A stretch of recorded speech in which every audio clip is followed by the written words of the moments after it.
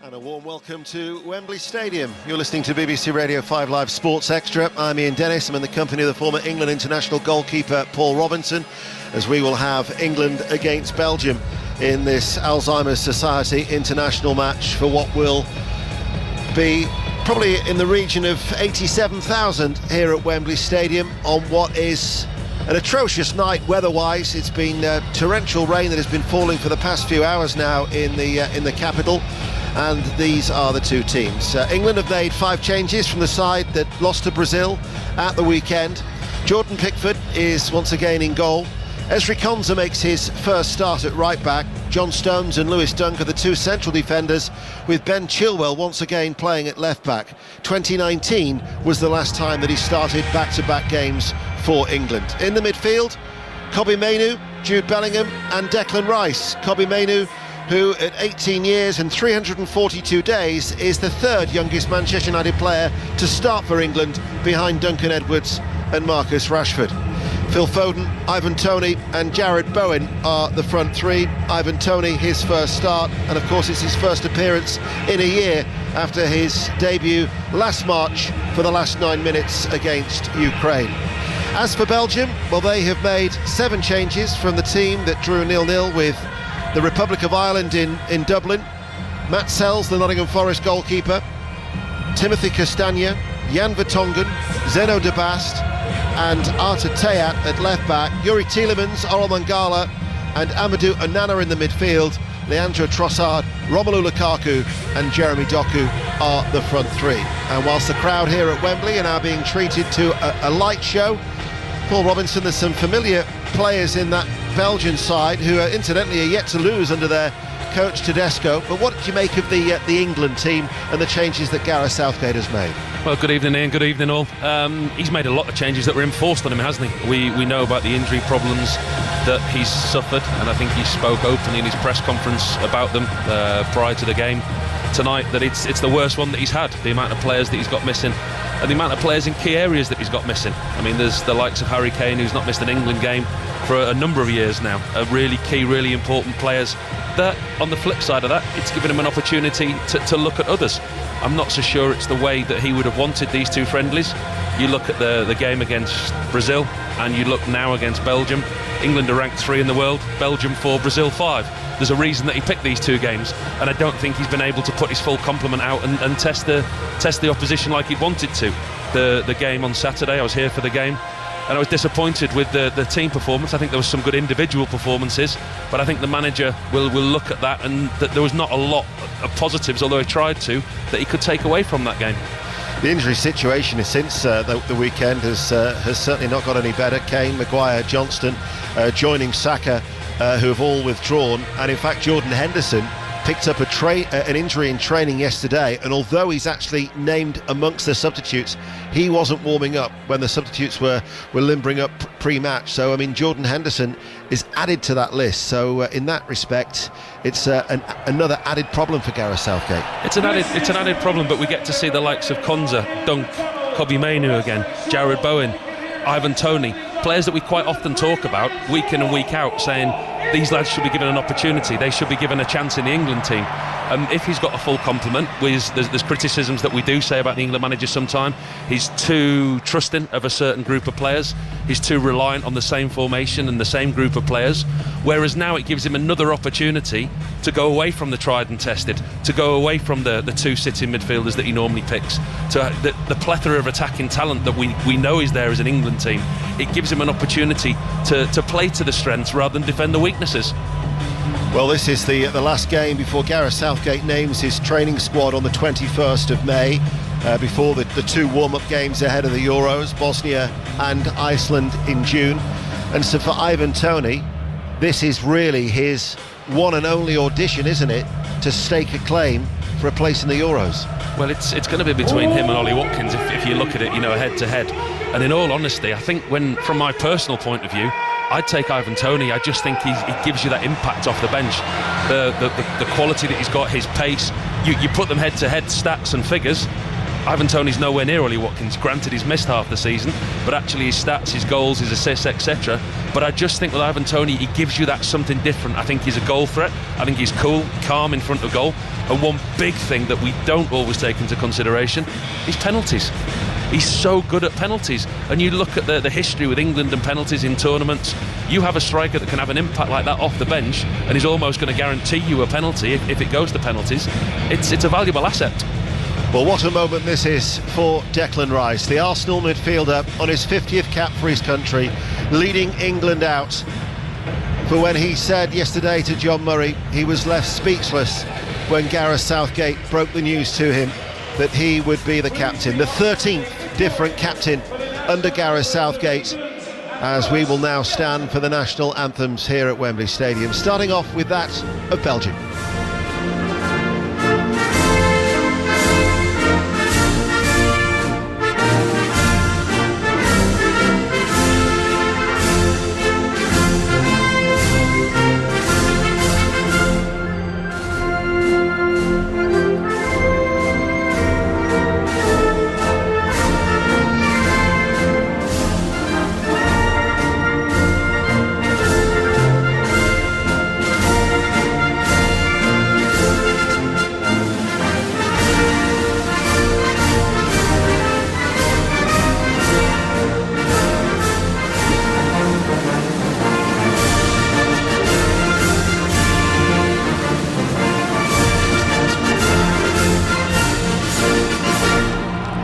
Far side, there are over 2,500 Belgian supporters, mainly all in red. The scarves were held aloft, as now it's the anthem for England.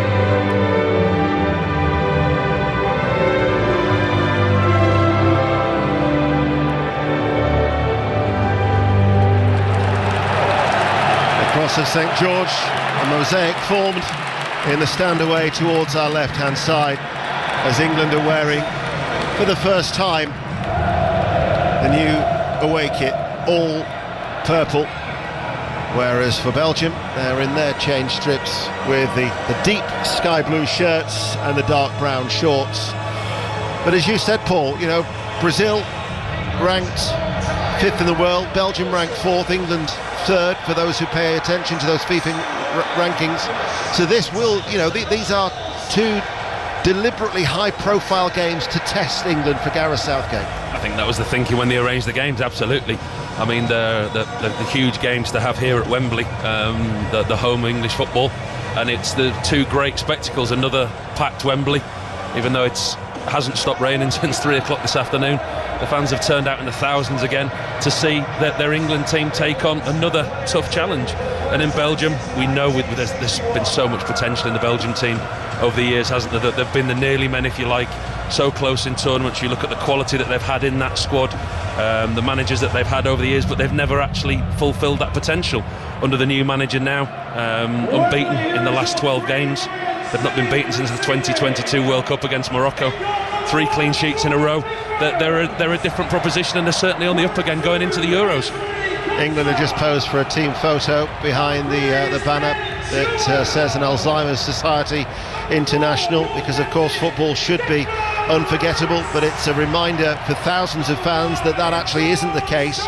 1 in 3 people are living with dementia without a diagnosis, and certainly this game is to highlight the good cause that goes to try and raise as much awareness as possible.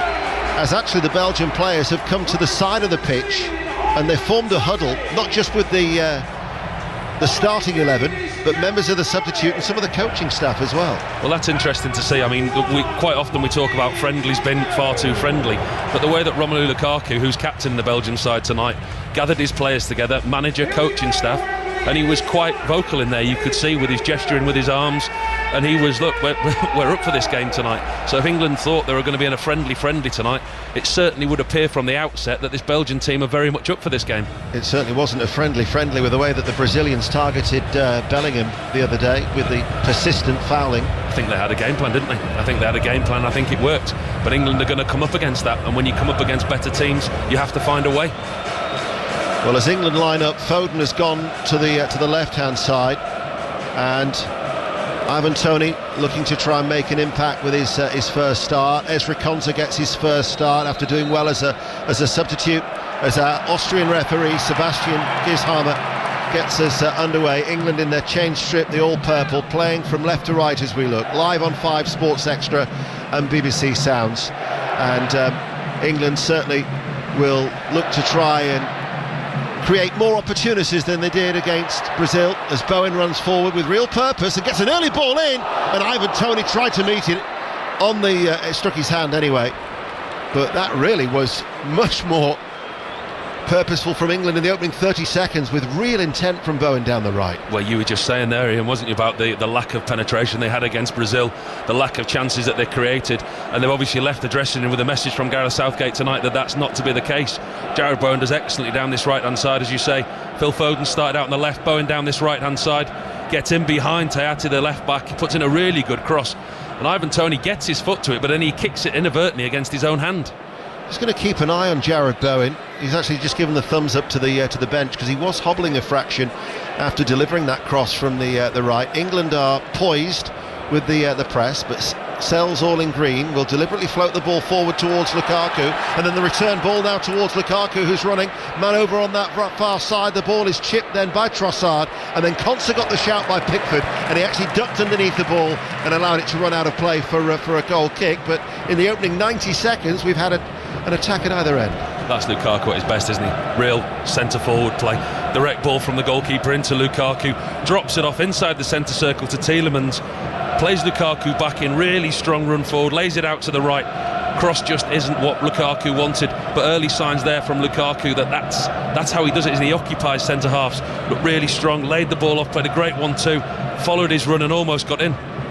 Gareth Southgate felt that England had the greater control against Brazil at the weekend. He was saying that the chances that the Brazilians created came in the transition, on the counter-attack, and on that occasion that was certainly an early worry for England as Lukaku went through. That's what they've got to try and guard against. They're going to come up against teams who will try and frustrate them and then hit on the counter. Well, looking from our commentary position midway through the main stand here behind the tunnel, you can see out of possession the Belgians have clearly got a back 4, but they've got 5 in midfield out of possession. Trossard and Doku, the 2 wide players, are dropping in to make 5, trying to overpower England in that midfield area, and Lukaku at the moment out of possession is cut a lonely figure. We're live here on 5 Sports Extra on 5 Live Sport, BBC Radio 5 Live. Wales against Poland in one of those 3 playoffs for the Euros, and one of them in fact is already finished in Tbilisi, where Georgia have beaten Greece offside against Bowen on a penalty shootout, 0-0 after extra time, and Georgia winning 4-2 on that shootout, so they will go into Group F with Turkey, Portugal and the Czech Republic. Belgium, actually, with the winners of Ukraine-Iceland, will find out their opponents in Group E. They've already got Slovakia and Romania, and then they're awaiting for the winner of that playoff path from B, and that will be in Wrocław in Poland, as Sells had to release that ball very, very quickly. England have set their stall out quite early, haven't they, to press high up the pitch. You can see there they did, and it was Jude Bellingham who backed Ivan Toney up. Jan Vertonghen gave his goalkeeper a really difficult back pass, and Toney's onto him very, very quickly. Out of possession, you can see what Gareth Southgate said. He wants a more high-intensity game, pressing higher up the field. England's under-21s are 2-0 up at half-time against Luxembourg in this friendly international. It was Bowen just pulled the shirt of Doku as he tried to run away from him. He then went to ground, and the Austrian referee gives a free kick that Tayat tries to hit too quickly, and he was a little bit further forward than the Austrian wanted, and it was Bellingham, actually, the player who was going to try and close him down. And Tayat, the left back with that mop of hair, is the one who plays it back to Jan Vertonghen, still going at 36 years of age. He made his debut in 2007, and the most capped international for Belgium. This is his 154th appearance for his country. Playing now for Anderlecht, 29 appearances this season, and in fact, alongside De Bast, it is the Anderlecht central defensive partnership that Tedesco has opted for tonight. With a very much difference in age, that the age gap's quite incredible, isn't it, between the two of them? 16 years. Of course, when Spurs played here when the new stadium was being built away from White Hart Lane, as a mistake from Stones, presents the ball to Lukaku, tries to play it forward to Tielemans, and he just couldn't take it, and then it was Konsa who managed to get it back, and then they've given the ball away of England, and now it's with Trossard, who's able to turn. Castagna on the overlap, not required. Foden then gets it back. Chilwell is forced back, plays it then to Pickford inside his penalty area, gets it out beneath his feet quickly. Short triangular passings involving the England goalkeeper there, but Belgium tried to win the ball back inside the England half, and it will eventually run out of play for a throw to Belgium over on that far side. 0-0, 5.5 minutes played, still goalless in Cardiff as Lukaku to Onana, now to Teya on this near side. Doku is ahead of him over the halfway line, up against Bowen and Konsa, and then back to Vertonghen as the Belgian supporters, all in red over on that far corner, make themselves heard. Good, strong, travelling support, as this is Mangala. Onana able to turn, forward ball to Lukaku. Bellingham tries to prevent it from reaching Onana, but he then plays it out towards Castagna. Trossard, first touch just allowed him or England to get the ball away from him. Foden passes the ball back, Rice had to be quick there. Stones, again it was almost a heavy touch to give the ball to Doku, but he got away with it. England still have the ball, 0-0. Just a little bit clumsy in possession, England at times, back in their own half, with Declan Rice currently on the ball. It's looking very much like he is going to be a lone sitter tonight. The likes of Mainu, Bellingham, Foden and Bowen, they've given more a role higher up the field, and it's quite obvious with England in possession. It's Rice is the one who's the deepest out of all of the midfield players.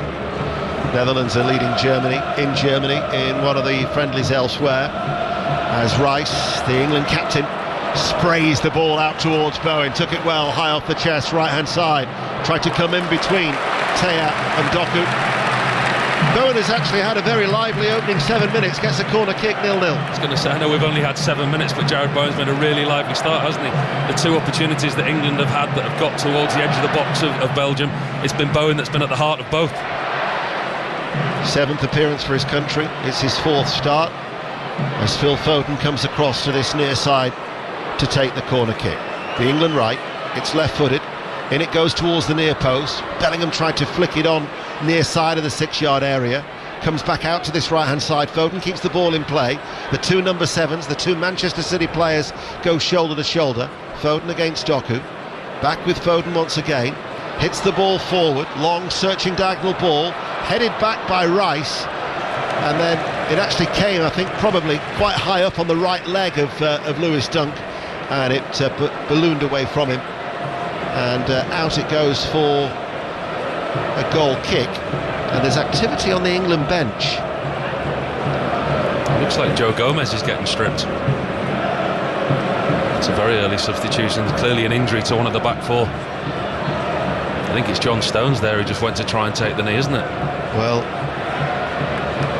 we're going to see now. It would...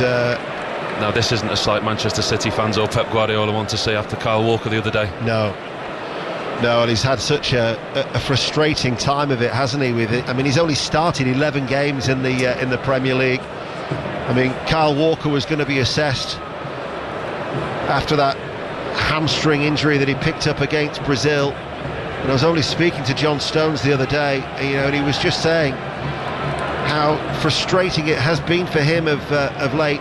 But he's sat down on the sodden turf and he's getting tended to by two of the physios. Do you know what it is? I've just seen the replay, and the worrying thing for John Stones of Manchester City, there was nobody about, there was nobody around him. He did it on the turn. I mean, it was said how the weather here, it's been pouring down, the pitch is going to be soaking. The ball just got played in behind. I think it was Doku who made a run off his shoulder. It's almost like his knee twisted in the ground, and there was nobody around, there was no collision. Well, John Stones who before the Brazil game only one appearance in his last 6 for England this season, and quite rightly England are not taking any chances, and John Stones on his 71st appearance for his country after playing the full 90 on Saturday, and he's going straight down the tunnel as well. And with the crucial game at the top of the table coming up at the weekend against Arsenal, as you said, Paul, you know, Kyle Walker and John Stones have both picked up injuries whilst they've been away with England. Well, you do wonder what Pep's doing tonight, don't you? Other than listening to me and you wonder what he's actually doing, whether he's watching this, because there was an incident earlier when Doku and Phil Foden was coming together, and you think he just must turn away every time his players go near one another. So Teat with a cross from the left-hand side, picked up by Doku. Doku just shuffled it out onto his right foot. Lukaku to Trossard. Chilwell did well to cover, almost ran into trouble as he tried to run the ball away inside his own penalty area, and then eventually back with Pickford, who pushes the ball out of the penalty area. That wasn't the best of clearances, goes straight to Onana. Pickford's desperate to get back, and Tielemans, left-footed, rolls the ball into the bottom right-hand corner, with Pickford racing to get back into goal. Tielemans just placed it to the other side of the desperately unlucky goalkeeper Jordan Pickford, and that was a very, very sloppy goal to concede in every respect. And Yuri Tielemans is the first Belgian to score for club and country at Wembley Stadium, and he gives Belgium the lead. Well, we're seeing Jordan Pickford now pitches in with his hand in the air, apologising to his defender. Knelt over on his haunches. I mean, it's an awful clearance from him in the first place. He gets it in the bottom left-hand corner of his 18-yard box. He's got nobody around him. He tries to play a straight ball into midfield. He gets cut out by Onana, and it falls to the feet of Tielemans. Jordan Pickford, in his haste, we see him get too caught up in games at times. We've seen him get too excited, if you like. He knows he's made a mistake. Just get back into position. He doesn't. He overcompensates. He goes too far. He runs all the way to the other side of his goal, and Tielemans has got a simple task to roll it into 3/4 of an empty goal. The goalkeeper's made 2 mistakes there. By the time that Tielemans has actually struck it left-footed, Pickford at that stage is just dashed past the near post, and because he's running at pace, Tielemans just puts it the other side of him. Well, his initial mistake is the clearance. Yeah. It's a really bad clearance. He's that far out of his goal, and he's chose to play a straight ball into midfield that gets cut out. From that, get yourself back into position, recover. He tries to get back into position too quickly, overcompensates, and because he's running so fast into his goal, he's unable to stop, and Tielemans, from such a long way out, just rolls it into the bottom left-hand corner. Well, that really has been an extremely disappointing 2 minutes for Gareth Southgate. He's lost John Stones through injury, and then his goalkeeper Jordan Pickford has essentially gifted Belgium a goal. So Belgium are leading 1-0, and that is a goal that could have been avoided in so many ways. Seeing so many replays of it now, Jordan Pickford runs past the ball almost because he's trying to get back so quickly.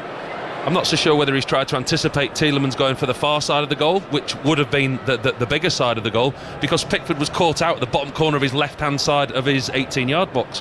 So he's had to make up a lot of ground, and in doing that, he's not been able to recover his position or get set sufficiently to save any shot coming in. That's the voice of Paul Robinson on BBC 5 Sports Extra. We're also on BBC Sounds, where it's England 0, Belgium 1. Sells out to Vertonghen. Teat, the left back, rolls it down the near side towards Doku. Little spin there by Tielemans. Incidentally, Konsa is playing now as the central defender alongside Lewis Dunk. Joe Gomez, replacing John Stones, is playing as the right back. So England having to reshuffle their back line. In fact, Konsa's gone to the left of the two, hasn't he? The two central defenders. Yeah, maybe that played a part in the goal. I mean, the structure that England defence had in front of Jordan Pickford, he maybe looked up and didn't see a picture that he expected to see, that he would have normally seen, because the players were rotating and changing positions. But still, I mean, it's a difficult one for the goalkeeper. It really is. I mean, listen, how do you deal? You've been in this situation, haven't you? You know, you've 41 times for England.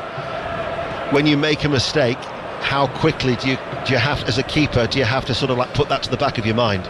The honest answer, probably about 6 months to a year. But actually, in a professional answer, you have to have what I used to call a golfer's mentality. You have to forget your last shot. There's nothing you can do about it. What's done and gone, you don't then try and affect a game or go try and get involved, because that's when you'll make more mistakes. I always revert back to a few years ago. Bellingham, forward ball, Toney in. Challenge comes in, penalty. Ivan Toney made the run in behind, Vertonghen caught him from behind, and without any hesitation, the referee Sebastian Gishammer has given a penalty to England. And now this will be interesting as to who takes it, bearing in mind there's no Harry Kane. Ivan Toney will have an opportunity surely with his record, although Bellingham was the one to go towards the ball. That immediately shows you the threat what Ivan Toney's got in this England team, playing on the shoulder of Vertonghen. Bellingham looks up and Toney times his run to perfection, gets inside Vertonghen, inside the box, gets the wrong side. There's nothing that the Belgian defender can do, tries to put his foot on the ball, but Toney's that quick, he's in front of him. It is a penalty, and you're right, Ivan Toney stood with the ball.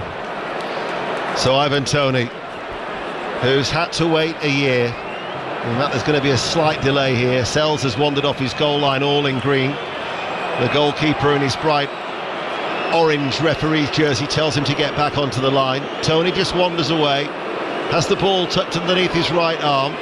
Of course there will be a VAR check, but Jude Bellingham is just trying to get Tielemans away. Doku's also trying to have a word with Ivan Toney. He's not interested, he's focused, just keeps wandering around in a little circle as the Belgian players are trying to do their bit to put off Toney.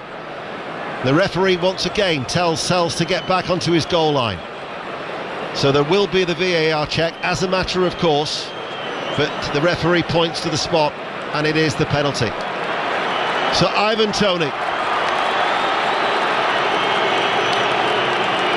waits.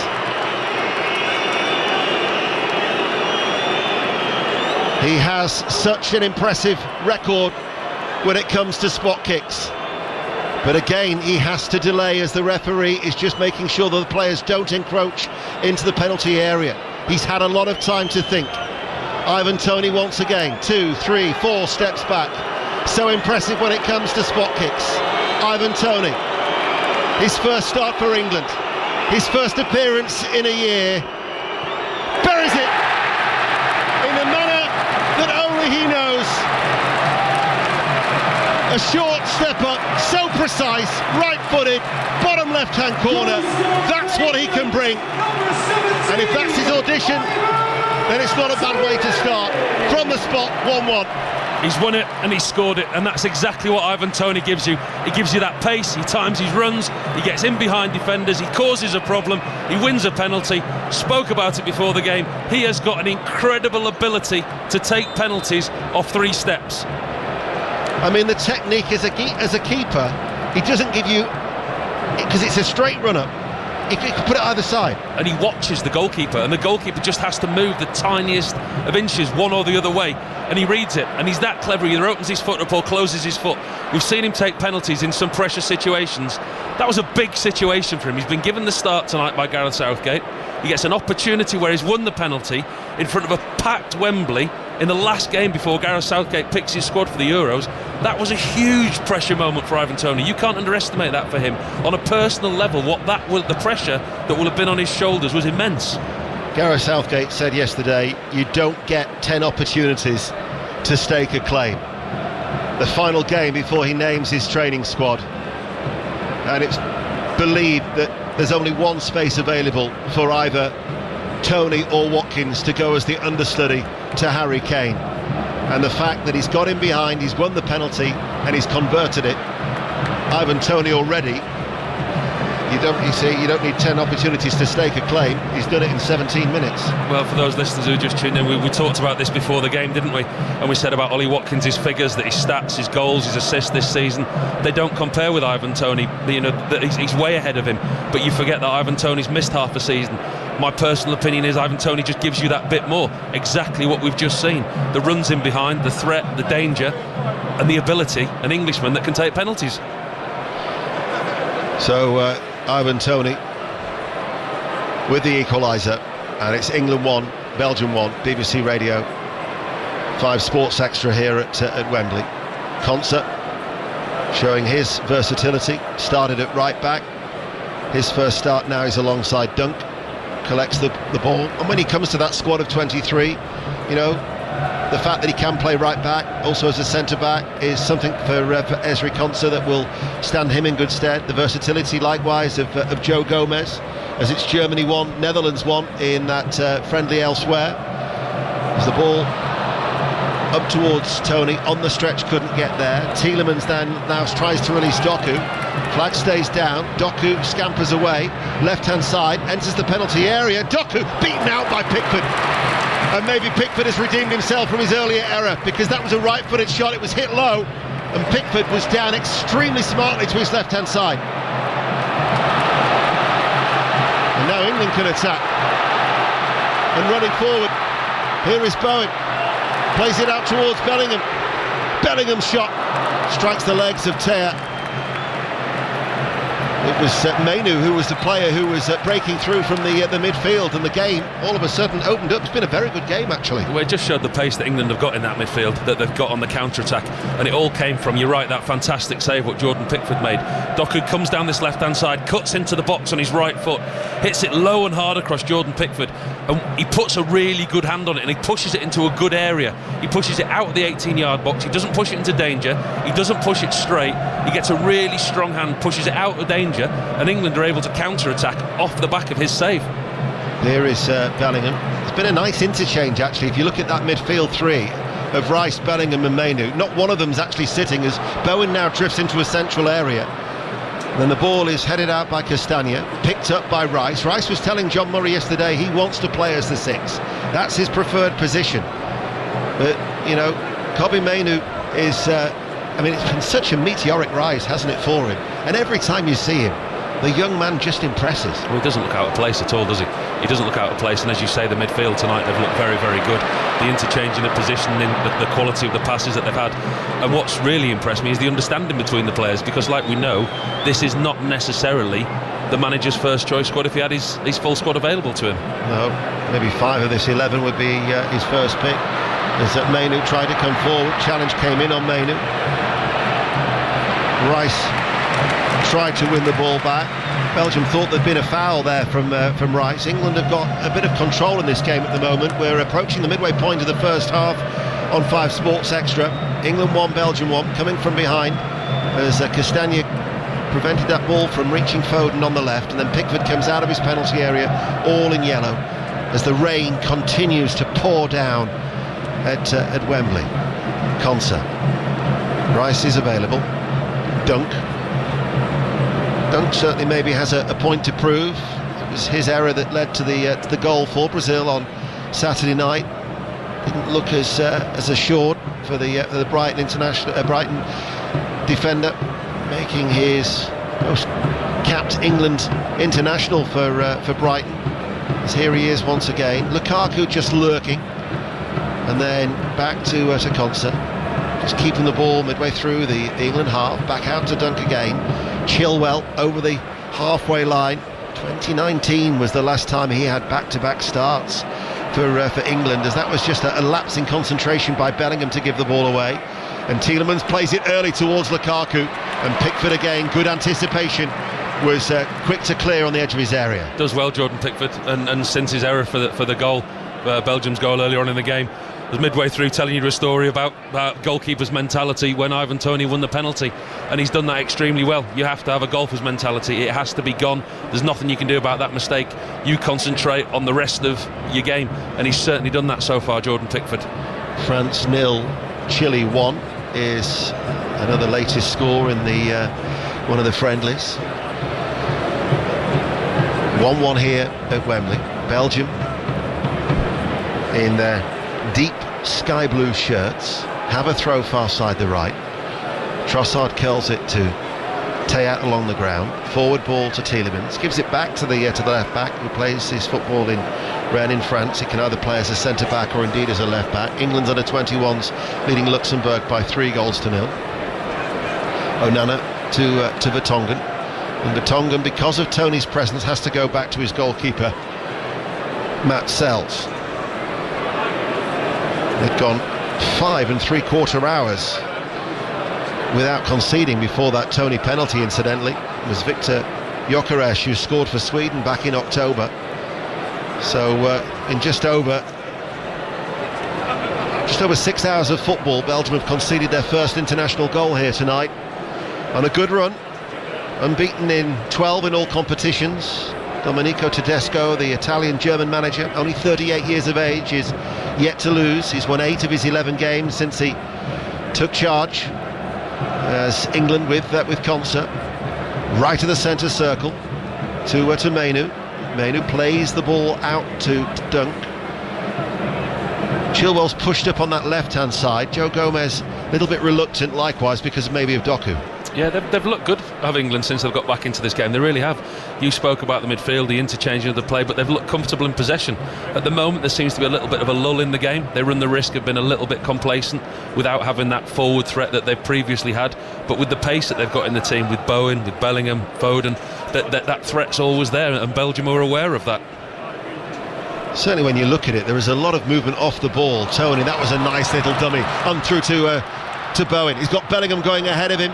Bellingham will get there just about with the cutback, and it was almost an own goal as it was sliced onto the roof of the net from an outstretched right boot from De Bast, and that could have literally gone anywhere, but it's behind for a corner kick.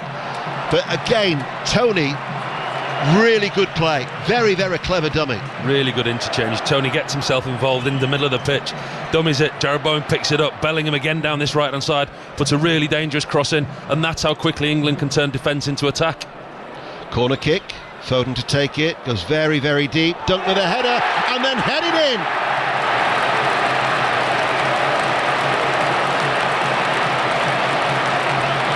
By Jarrod Bowen, close range header, his first goal for England. What a moment for the West Ham United player. He's enjoying his career best season with 18 goals that he scored for his club. He was alert and he pounced in close range, and England have come from behind and lead by 2 goals to 1. There will be a check. I think he might be offside there, Ian. I think we might be going back. We've just had the privilege of a replay. It's a really, really well-worked corner by England. We talk about the importance of set players nowadays, but I do think Bowen might just be deprived of his goal.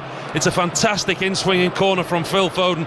Goes all the way to the back post. Dunk gets a free header, heads it back across the goal into the 6-yard box, and Bowen's doing that little marking job on the goalkeeper. Just pulls away from the goalkeeper, glances it into the far post, but at first look, when Dunk heads that ball back across goal, Bowen does look like he's offside. Yeah, I think this is likely to be chalked offside. He's just waiting, is Sebastian Gishammer, for Manuel Schuttengruber, his Austrian compatriot, to have a look with the VAR check. But I'm sure that this will be told that it will not stand. And indeed, that is the case. And so it remains England 1, Belgium 1. Correct decision. Correct decision. It's surprising, though, that both teams were unaware. I mean, both teams had set up to restart the game with a kick-off to Belgium, so we've had to go all the way back deep into the 6-yard box of Sells' goal. But it was a really well-worked set play, and it was just Jarrod Bowen's right shoulder that just strayed offside. Unfortunate.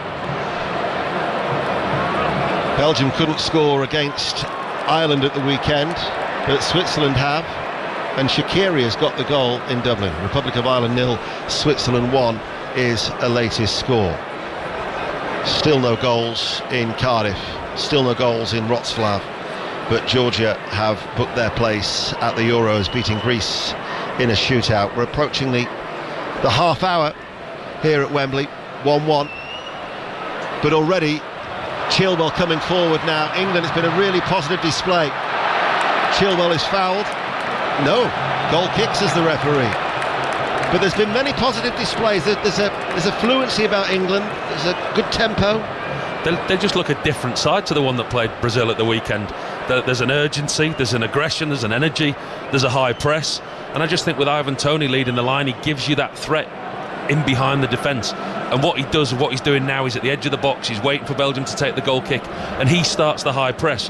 When he presses, and in behind him you've got Bowen, Bellingham, Foden, all reacting to Tony. Tony's going in now to close the goalkeeper, and England's shut down. The only ball the goalkeeper's got is the long one into Lukaku. England's under-21s have got a fourth against Luxembourg. 1-1 here on Sports Extra at Wembley in this friendly, as Concert leaves it for Mainu. Always looks so calm and composed on the ball, but he's you think that 23 appearances for Manchester United, and here he is for his first start for England, and a real contender as he wins the ball there in the midfield to go to the Euros. Gets a pat on the back there from Phil Foden. I mean, he belies his tender age. And his aggression in the tackle as well. You know, there's no inferiority complex about him tonight. He looks like he belongs on that pitch, and the way that he's playing alongside Declan Rice and Bellingham in that midfield. I know we're still early on, we're midway through the first half, and he came on after 75 minutes the other day. It's very, very much in the infancy of his England career, but there isn't enough compliments you can pay him for the way that he started. Tony chests the ball back under pressure to Chilwell, now out towards Bowen. Chilwell's continued his run. Gomez is going ahead of Bowen. Bowen's cross blocked. Chilwell though will get that ball in the inside right channel of the penalty area, keeps it alive back with England to Gomez, right corner of the area. Bowen looked like he was going to be offside. Ball played back towards Bowen. Flag stays down on this near side, the right. Gomez, cross, charged down by Trossard, comes back towards Gomez. Trossard then plays it towards Teat. But England still pressing, win the ball back well. Bowen doing very, very well. He's been a real live wire on the right-hand side. There is a vibrancy about this England tonight. Good pressing, really, really good pressing. We spoke about friendlies before the game, and this certainly hasn't been that. There's an England team that have gone out there tonight with purpose. They've got a game plan. Nobody's shying away from the ball. You just said it there, Ian. I mean, everybody, the movement that they've got off the ball, when they're in possession, sometimes it's slow, it's methodical, it's rotated around the back four and the holding midfielder. That's not the case tonight. Everybody's looking for the ball. Ukraine 0, Iceland 1 is a latest score in Wroclaw. So Iceland, who will be England's second opponents as the warm-up game, actually here at Wembley on the 7th of June, are ahead in Poland for that game against Ukraine, and they would be Belgium's opponents in Group E if it was to stay like that. 1-1, but England have played well. 14 minutes to go to half-time. Still goalless, incidentally, in Cardiff. Rice gets it back to Concert. I think there's one thing you can say about this England performance, other than being the master of their own downfall with Jordan Pickford's mistake. Belgium haven't really threatened in the final third. No. Since England have got themselves back into this game, they've controlled this game. They've controlled the possession. That was a lovely first touch by Tony to Foden. Invites Bowen to come forward. Bowen onto his left foot. Bowen with a shot, always on the rise. England looked so much more of a threat than they did against Brazil. It's the midfield, what you spoke about midfield. It's Declan Rice that's sitting, but with Mainu, with Bowen, with Bellingham, with Foden, with the interchange, with the understanding that they already seem to have with Tony, and it's the urgency. You can see them now. Belgium have got a goal kick and they're still playing out from the back, but the circle that England are putting around this... Oh, from the press, England get the opportunity and Bellingham skied it. That all came from the press. It was Kobbie Mainoo who got the early challenge in, I think, on Mangala, and it came to Bellingham inside the penalty area, and Bellingham, right-footed, has blazed the ball over the bar. But England are set, they're ready to press Belgium and making life very, very uncomfortable for the away side. But Kobbie Mainoo once again, in fact it was on Onana. Terrific play from England once more. Can't emphasise how good they've been in the press. We're looking now, Belgium is set up for another goal kick. The goalkeeper's now taken the decision that he's going long. He's just sent his two centre-halves out of the box and he's kicked it long up the field, and that's because England are pressing so high. They've got Tony on the edge and they're actually ring-fencing that 18-yard box and almost making it impossible. Like then, Jude Bellingham had a really good opportunity with the side of his right foot. He should have probably done better, or at least hit the target. It's funny, when we looked at the team, and we said it in commentary, but we both said it to each other before we came on air, that of this starting 11, you'd think 5 are definite starters for that opening game in Gelsenkirchen in 82 days' time against Serbia on the 16th of June. And yet, the players here are giving Belgium some awkward moments. Well, I think they're giving Gareth Southgate some awkward moments as well, in all honesty, but awkward moments that he'll be really enjoying, because quite often do we see the players that are not picked, the players that are not given an opportunity that often, come into the side, underperform, get given 1 or 2 opportunities, and then don't get their chances again. But tonight we're seeing a number of players who have stepped up. I mean, the whole midfield, Mainu, Rice, Bowen, Bellingham, Foden, to a man, have been excellent. And Ivan Toney up front, he's been brilliant so far. Foden brought that out of the air very, very well. Leaves it to Bellingham, touches the ball out towards Chilwell. Chilwell delivers the cross. That's headed out by De Bast, only as far as Mainu on that far side. Short ball inside to Rice, midway through the Belgium half. Every outfield player now is in the Belgium half. Little ball round the side then from Foden, comes back to him. Bellingham now takes over, drives forward, tries to play the ball in towards Bowen, links up with Toney. The return ball almost back with Bowen. Toney couldn't get there. Belgium on the stretch, get it away. Trossard to Tielemans, hits that ball out towards Lukaku. Dunker's got to get back and make sure he gets there. He doesn't, tried to stab it away. Lukaku enters the penalty area, now crosses the ball, flying header by Tielemans, and on the counter-attack, Belgium are back in front.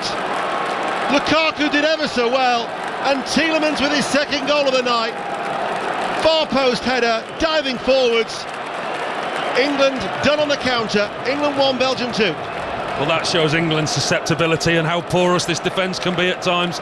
It's one long ball over the top to Lukaku. It looks like Lewis Dunk's in control. Lukaku's on his right shoulder.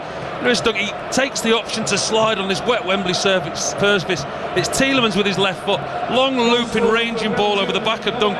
He gets there first. He gets there ahead of Lukaku. He opts to slide. He gets it all wrong. Lukaku gets the ball off him, puts in a fantastic cross with the outside of his left foot. Gets the easiest of opportunities at the far post, and that's a real sucker punch for England. You know, we're saying we're waxing lyrical about how well England are playing, but that just shows the susceptibility that they've got on a counter-attack against a good team. 2 passes from well inside the Belgian half. Tielemans has got a goal. It's his initial ball to Lukaku. Lukaku gets the better of Dunk. Lukaku then crosses it into the box, and it's Tielemans who played the original ball who gets the goal. Tielemans then with 2 goals. Classic counter-attack from Belgium. But Lewis Dunk, it was his mistake that led to the Brazil goal on Saturday. Should he have done better, do you think? It was, Dan. It was a mistake again. I mean, that the ball over his head, over his right shoulder, he put himself in a really good position. He got himself between his own goal and Lukaku, and then he didn't deal with the ball. He chose to go to ground, and he didn't get it right. He chose to try and hook it out on the slide tackle. He got it all wrong. Lukaku got the better of him, and it's a situation that he should have dealt with better. Scotland 0, Northern Ireland 1. Conor Bradley has got that goal for Northern Ireland. Chilwell forward, Toney in the penalty area, plays the ball out to Rice, outside the box, left-hand side, plays it back. And France have equalised at home to Chile, that's 1-1, and England's under-21s lead Luxembourg by 5 goals to 0. England 1, Belgium 2. 8 minutes to go to half-time. Bellingham turns left corner of the area. Bellingham still going. Bellingham can't get the shot away. Mangala prevented him so, but Bellingham will run into the penalty area, taken off his toes by his own player Rice, very congested on that far side. Belgium had 9 players back in their sky blue shirts inside their own penalty area. Then the cross comes in, and Trossard plays it towards Tielemans, collects it just outside the D, and then dinks the ball up in the air out towards Castagna on that far side. The rain teeming down as Belgium lead by 2 goals to 1. Their travelling support making a little bit of noise over on that far side. They're getting the Olays now, as Belgium all of a sudden have a sustained spell of passing, as Gomez then prevents it from reaching Trossard, and it goes out of play for a goal. It was just an incident there. The England press just wasn't as good as it has been, is it? That goal's obviously taken the wind out of the sails a little bit. You heard the Olays from the Belgian supporters. They haven't been able to do that during the game because they haven't been allowed the time and space. And yet, on the balance of play, that goal for Belgium, you know, you couldn't see it was coming. England were in a really, really good passage of play at that stage. Well, you look at the possession stats, you look at the control that England have had in this game, the possession stats, the entries into the final third, the way that the England team have been playing, and I'm sure from listening to us you can get the feeling that they are dominating a game, and they've just really been sucker punched on the counter-attack. I'm looking at the stats now. England have had 74% possession, Belgium 26%. That shows you that's not just stats, that is a true reflection of what I've been watching tonight. But England have been hit on the counter-attack. That's the voice of Paul Robinson on 5 Sports Extra here at Wembley. His first 16 home caps were away from this stadium, obviously when Wembley was being rebuilt, and then on your 17th home appearance you made your debut at the National Stadium against Brazil, no less. Sometimes worry how much you know about me, don't I? I sometimes worry about how much you know about me. That's a fair comparison. Mainu to Bowen, near side the right, back to Gomez just over the halfway line. Bellingham inside to Rice, the England captain. Mainu able to turn forward midway through the Belgium half, gets it back off the knees of Trossard. Gomez, Belgium once again have dropped back. Rice coming forward, England in their sodden shirts with Rice, finds Bowen infield to Bellingham, the return ball. Bowen with his pace might get there. Tielemans is the one who's going to try and prevent him from getting to the cross, and he did just enough. Tielemans has been very, very good tonight for Belgium. He has. He's looked excellent, and he's been the one that's broken out of that midfield to support Romelu Lukaku. And no finer example of it was the second goal for Belgium. So we were seeing it again on replays. It was a fantastic ball over the top. It's one that Lewis Dunk really should have dealt with. Lukaku didn't have to do a lot to get the better of him, and he just waited on the right-hand edge of the box, waited for Tielemans to make his run into the box, curled a great ball with the outside of his left foot, and he found his fellow countryman, and they got the goal. Roman Yaramchuk has equalised for Ukraine. Ukraine 1, Iceland 1 in that Euro playoff taking place in Poland. Meanwhile, Wales, Poland still goalless in Cardiff. That will be a free kick. There was a foul from Onana, and England about 6 yards outside the penalty area, right hand side, with 4 minutes to go to half time. They've got a free kick as they trail 2-1. All in purple, playing from left to right. Rice is going to take it, bounces the ball 2, 3, 4 times, then places it down. Just going to be 2 in the wall, I think, here for Belgium. Players gathering just inside the penalty area. Could be an inviting ball in this from Declan Rice. In fact, it's just going to be 1 in the wall. Tielemans has walked away to leave Doku. Sells should have a good view of this as it comes in. Lukaku's back there helping out. Foden lurks on the far side. Rice waits, left arm goes aloft, right-footed cross comes in, and it was too close to the goalkeeper, and it was easily claimed by Matt Sells. Oh, I'll tell you what, Deno, you've never played in goal, have you? If that's easily claimed on a night like this, I wouldn't have been trying to catch that. There'd have been 2 fists on that, trying to get rid of it as far as I could. That was a really good take, especially on a night like this from the Belgian goalkeeper. Goalkeepers Union is alive and well. No, I told you a long time ago, my card was revoked in lieu of honesty for my job that I do now. Under 3 minutes to go to half time. This is Gomez, the substitute to Bowen. Gets away from Teat, now runs at pace. Lukaku will try and get the challenge in, and made a very well-timed challenge at that, the Belgian captain. Onana, Teat. But Bowen has caught the eye on the right-hand side for England. A mistake from Pickford, a mistake from Dunk, caught on the counter-attack. Eliminate those errors, and England would be in a very good position. Gomez, forward ball. Bellingham couldn't get there. And in fact, there's player has stayed down, Onana, on this near side, and there's a stoppage in play. France have come from behind. They lead Chile by 2-1 now. And we're going to have a stoppage here with 2 minutes to go to half-time. I think what you just said there, you can almost predict the manager's press conference. If we were coming towards the end of the game, you just predicted what Gareth Southgate would say. Individual errors have cost us. We dominated the game, we played very well, we dominated possession, really pleased with the midfield, really pleased with this player, with that player, delighted the way that we kept possession, created chances, looked hungry, but individual errors have cost us tonight. You would think as well, bearing in mind that Phil Foden and Declan Rice played the full 90 minutes on Saturday, that the best that they're going to play is another extra 15 minutes into the second half, even if at all they do reappear at the break. Of course, that top of the table clash, 4:30, 5 Live Premier League Sunday this weekend. Liverpool-Brighton at 2. We'll have commentary of that, and then followed by that enticing game at the Etihad, Manchester City at Arsenal, from 4:30. Peter Schmeichel is alongside John Murray for that one. Onana's back on his feet, so England will probably have to make changes. You would think so, and you do wonder if at all, what pressure does Gareth Southgate get from club managers? Maybe not directly, but from players that would come away to an international get-together with the manager's voice ringing in their ear, make sure you don't play 2 full games, or make sure you come off at certain times, if indeed, the managers want players. But like you say, it's possibly more than likely the biggest game of the season this weekend, isn't it, for those 2 clubs? Certainly is. Could be a pivotal weekend, as in stoppage time very, very soon we'll find out how much additional time there will be, as Belgium, with Théat back to his goalkeeper Sells, gets it out onto his right boot, all in green, cross towards that far side.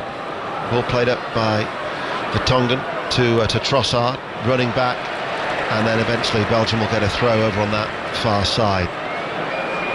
6 goals now that England's under-21s have rattled past Luxembourg, as we are in stoppage time, and there will be 3 minutes of stoppage time at Wembley. England 1, Belgium 2. The scoreline won't please the England manager, who incidentally, it's his 150th game with England tonight. 57 as a player, but his 93rd game as a manager. And whilst the scoreline will disappoint him, I think there'll be elements of the performances that will certainly encourage him a great deal. You take those 2 individual moments out, the 2 Belgium goals. England, we've gone over the possession stats, they've dominated this game. There's been some great individual performances, there's been a very, very good collective performance in my opinion. There's just 2 individual errors that have cost them, which obviously is something that they need to cut out going forward, because when you do play better sides like Belgium, who are ranked number 4 in the world, they have got players that can hurt you, and they're ranked that for a reason. Mainoo finds space on this near side, the right. Bellingham, who cramped up against Brazil. Bellingham, forward ball to Bowen. Bowen of West Ham United out towards Mainoo. Infield to Bellingham once again. Tony drops deep. Bellingham runs infield and backheels the ball for Rice to take over. Gomez on this near side. Gomez with the cross. Bowen with his back to goal. Tries to play the ball inside. Bellingham looks for the shooting opportunity and does get the right-footed shot away, but Sells makes the save, diving away towards his right-hand side. Again, it's Jarrod Bowen causing problems in the middle of that box. Does really well, holds his defender off with his back to goal. He's able to shift the ball over to Jude Bellingham. Doesn't quite get hold of it all. Matt Sells ends up making a really comfortable save down to his right-hand side. But again, it's Bowen involved. You think that they've had a goal disallowed. Bellingham has had 2 opportunities. He's blazed one over after the good press from Mainoo, then had that shot saved. But England trailing by 2-1, as Bowen once again picks up the ball in a central area. Bowen shoots, and Sells makes the save, and he saw that coming from a long way out, diving away to his left. Didn't quite catch that, Jarrod Bowen, did he? He had the option of Ivan Toney running on ahead of him. Didn't take it, elected the shot from 25-30 yards out. Didn't quite get enough purchase on it to trouble the goalkeeper. He's had a good half though, hasn't he, the West Ham player? There's a lot that have, but Bowen certainly has excelled down his right-hand side. I know it's, we keep going on, but England have genuinely played well tonight, and it's been a good watch. That was a nice little layoff first time by Bowen. He got clattered from behind as a result. Taken forward then by Mainoo on this near side, and wins the throw, but it actually goes against him. Bowen's okay, he's back on his feet, and in fact there is the half-time whistle. So half-time here on Sports Extra. And it's half-time, Wales 0, Poland 0. And we can actually join Kelly and the team on BBC Radio 5 Live now for their thoughts on the first half, and then we'll be back for the second half here at Wembley with Paul Robinson and myself. It's causing them a lot of problems. Frankowski, he's playing right side wing back. He wants to go forward, he doesn't want to go back the other way as much as that. So there's a lot of problems for Bednarek on that right-hand side. Both Nico Williams and Brennan Johnson have got the beating of Jan Bednarek as they're running at him, and like I said before, you get crosses into the box, it will help. But just in general play, I feel like Wales need to have more willing runners in behind. A lot of that first half was Wales coming towards the ball. Poland were playing a very high line, there was space to run into. We needed to get him turned a little bit more, and there were some positive sides just at the end of the half. Jane, you mentioned it in commentary about the quality of the ball into Kiefer Moore, just getting that little bit of sharpness maybe in the passing, and there have been some amazing kind of long crossfield passes in this game, but just that short game at the end seems to be short. Yeah, I think, we've selected Kiefer Moore, so there's a game plan there. We're going to look to him early on a turnover, but right now the detail up to him isn't great.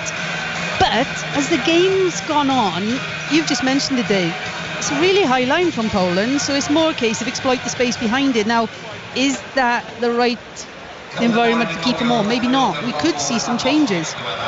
We might well see some changes in the second half, and would that help them to get in behind that? Would someone like David Brooks be a better choice in order to try and do that? Potentially, but it's not just Brooks, David, James.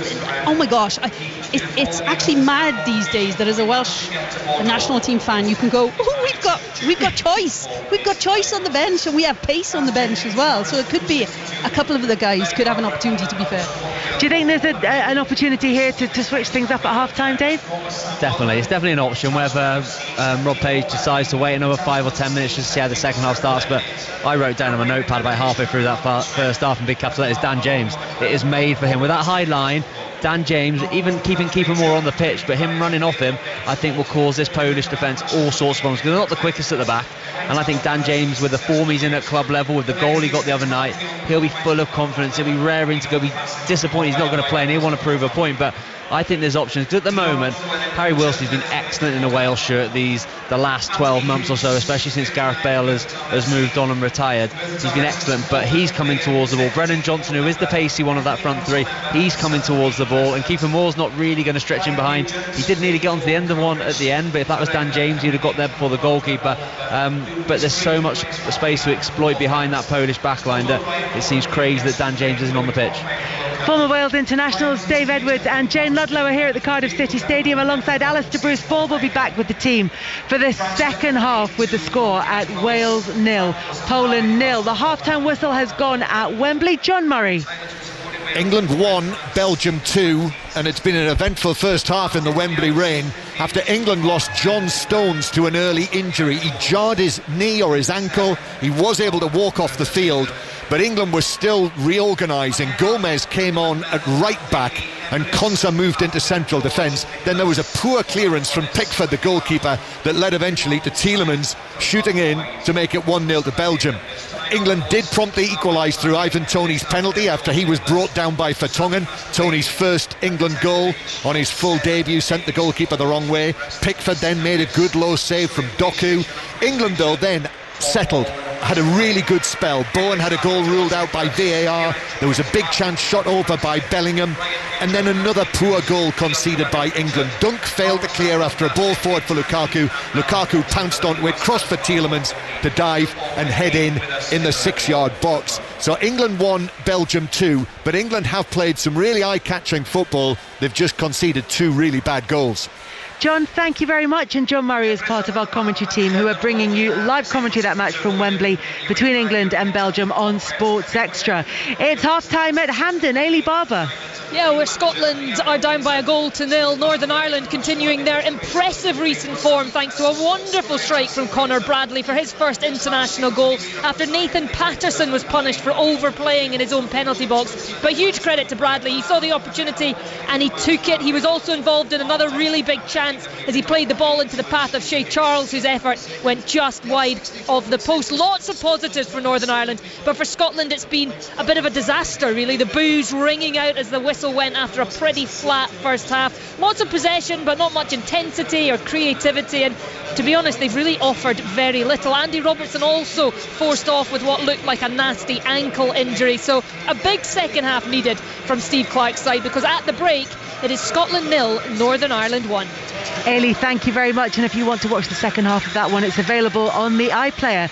England's under-21s also in action this evening. That one was a 7 o'clock kickoff. Watching that one for us, Chris Coles. And they're having a very good evening, Kelly. They've just notched their 7th of the night. England 7, Luxembourg 0, a second for Morgan Rogers. They're very much meeting expectations with this dominant performance. Too much class and quality for Luxembourg. 2 for Madueke, 2 for Illing Jr., 2 for Rogers and Jamie Bino-Gittins. This win will take them to 3 points behind Group F leaders Ukraine. 9 minutes to play. England 7, Luxembourg 0.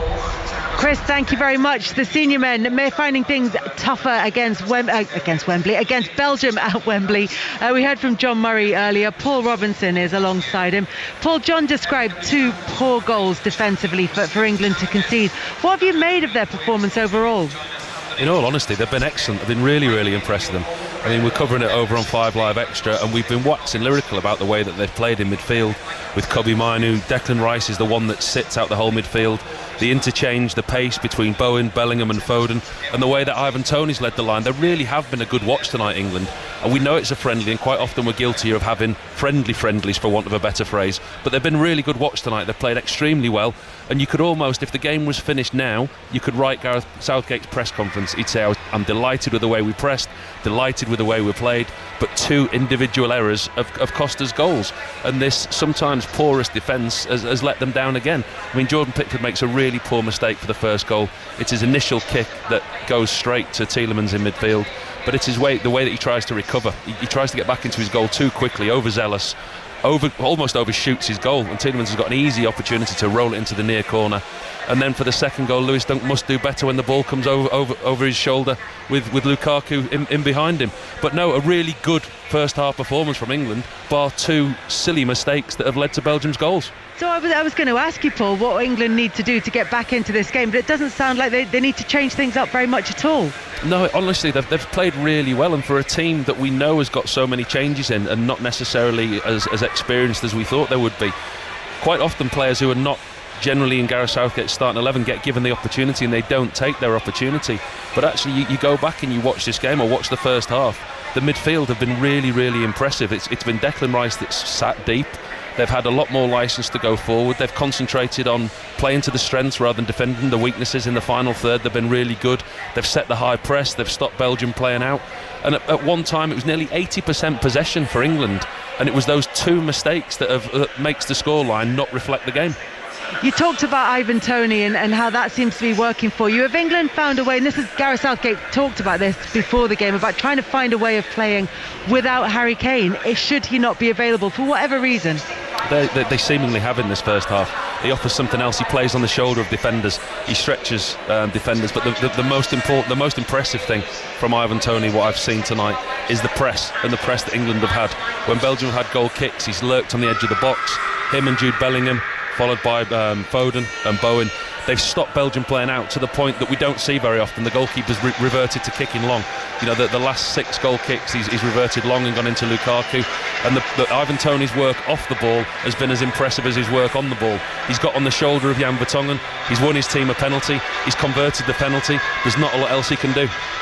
Paul, thank you very much for now. Paul Robinson at Wembley alongside John Murray. They're part of our commentary team that you can listen to for the second half of England against Belgium on Sports Extra. Our commentary match here, though, is Wales against Poland. It's still goalless as these 2 sides battle it out for a place at Euro 2024 in the summer. Second half of that one coming up, and the very latest from inside the England women's camp after the BBC News with Nick Hatfield.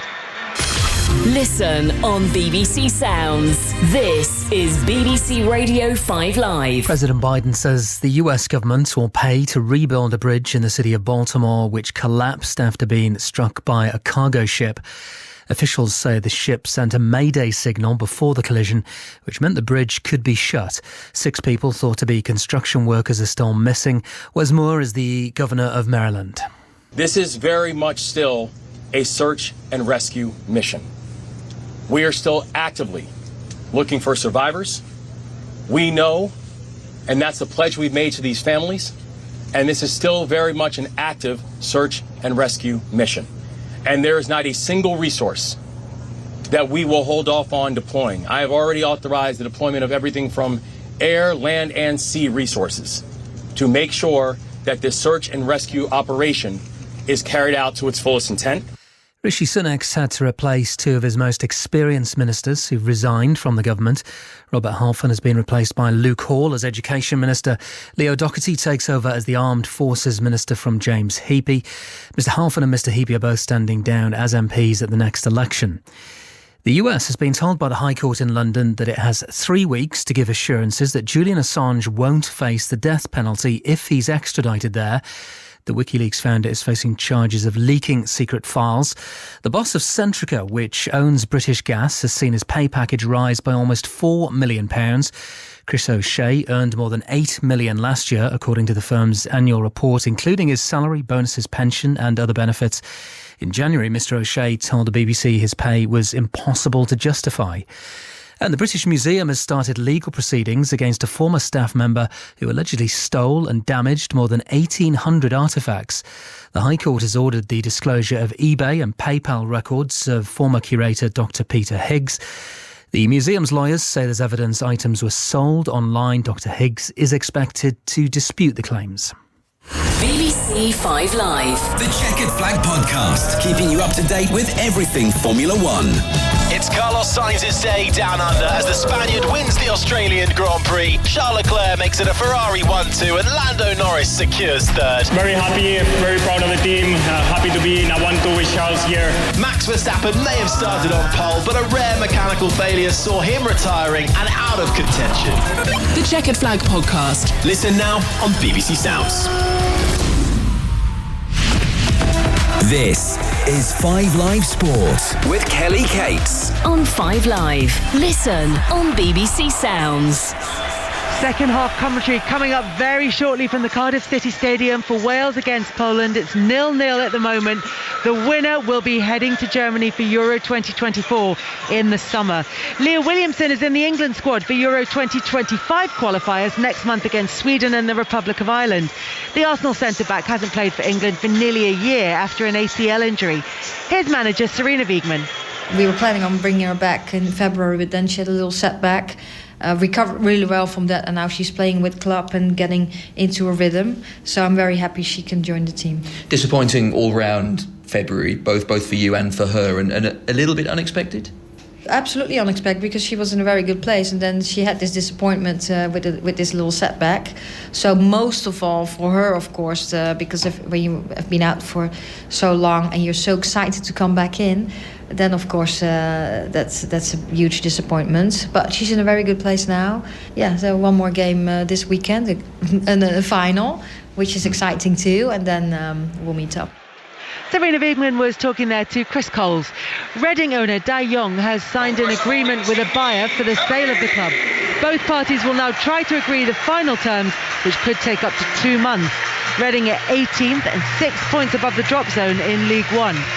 The Women's Ashes this winter will include a day-night test match at the Melbourne Cricket Ground.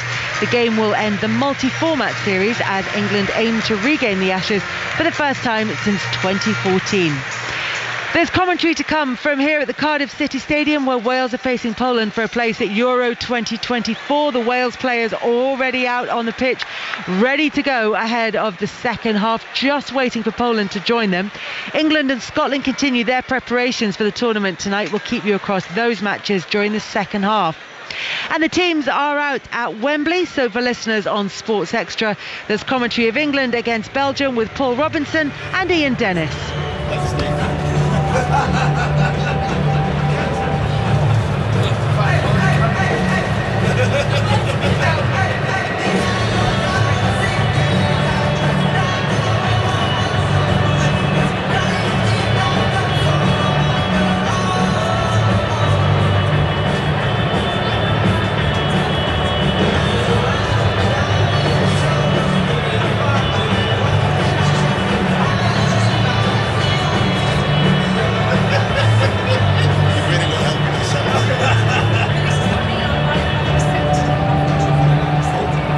Please welcome back for the second half, the Three Lions, England!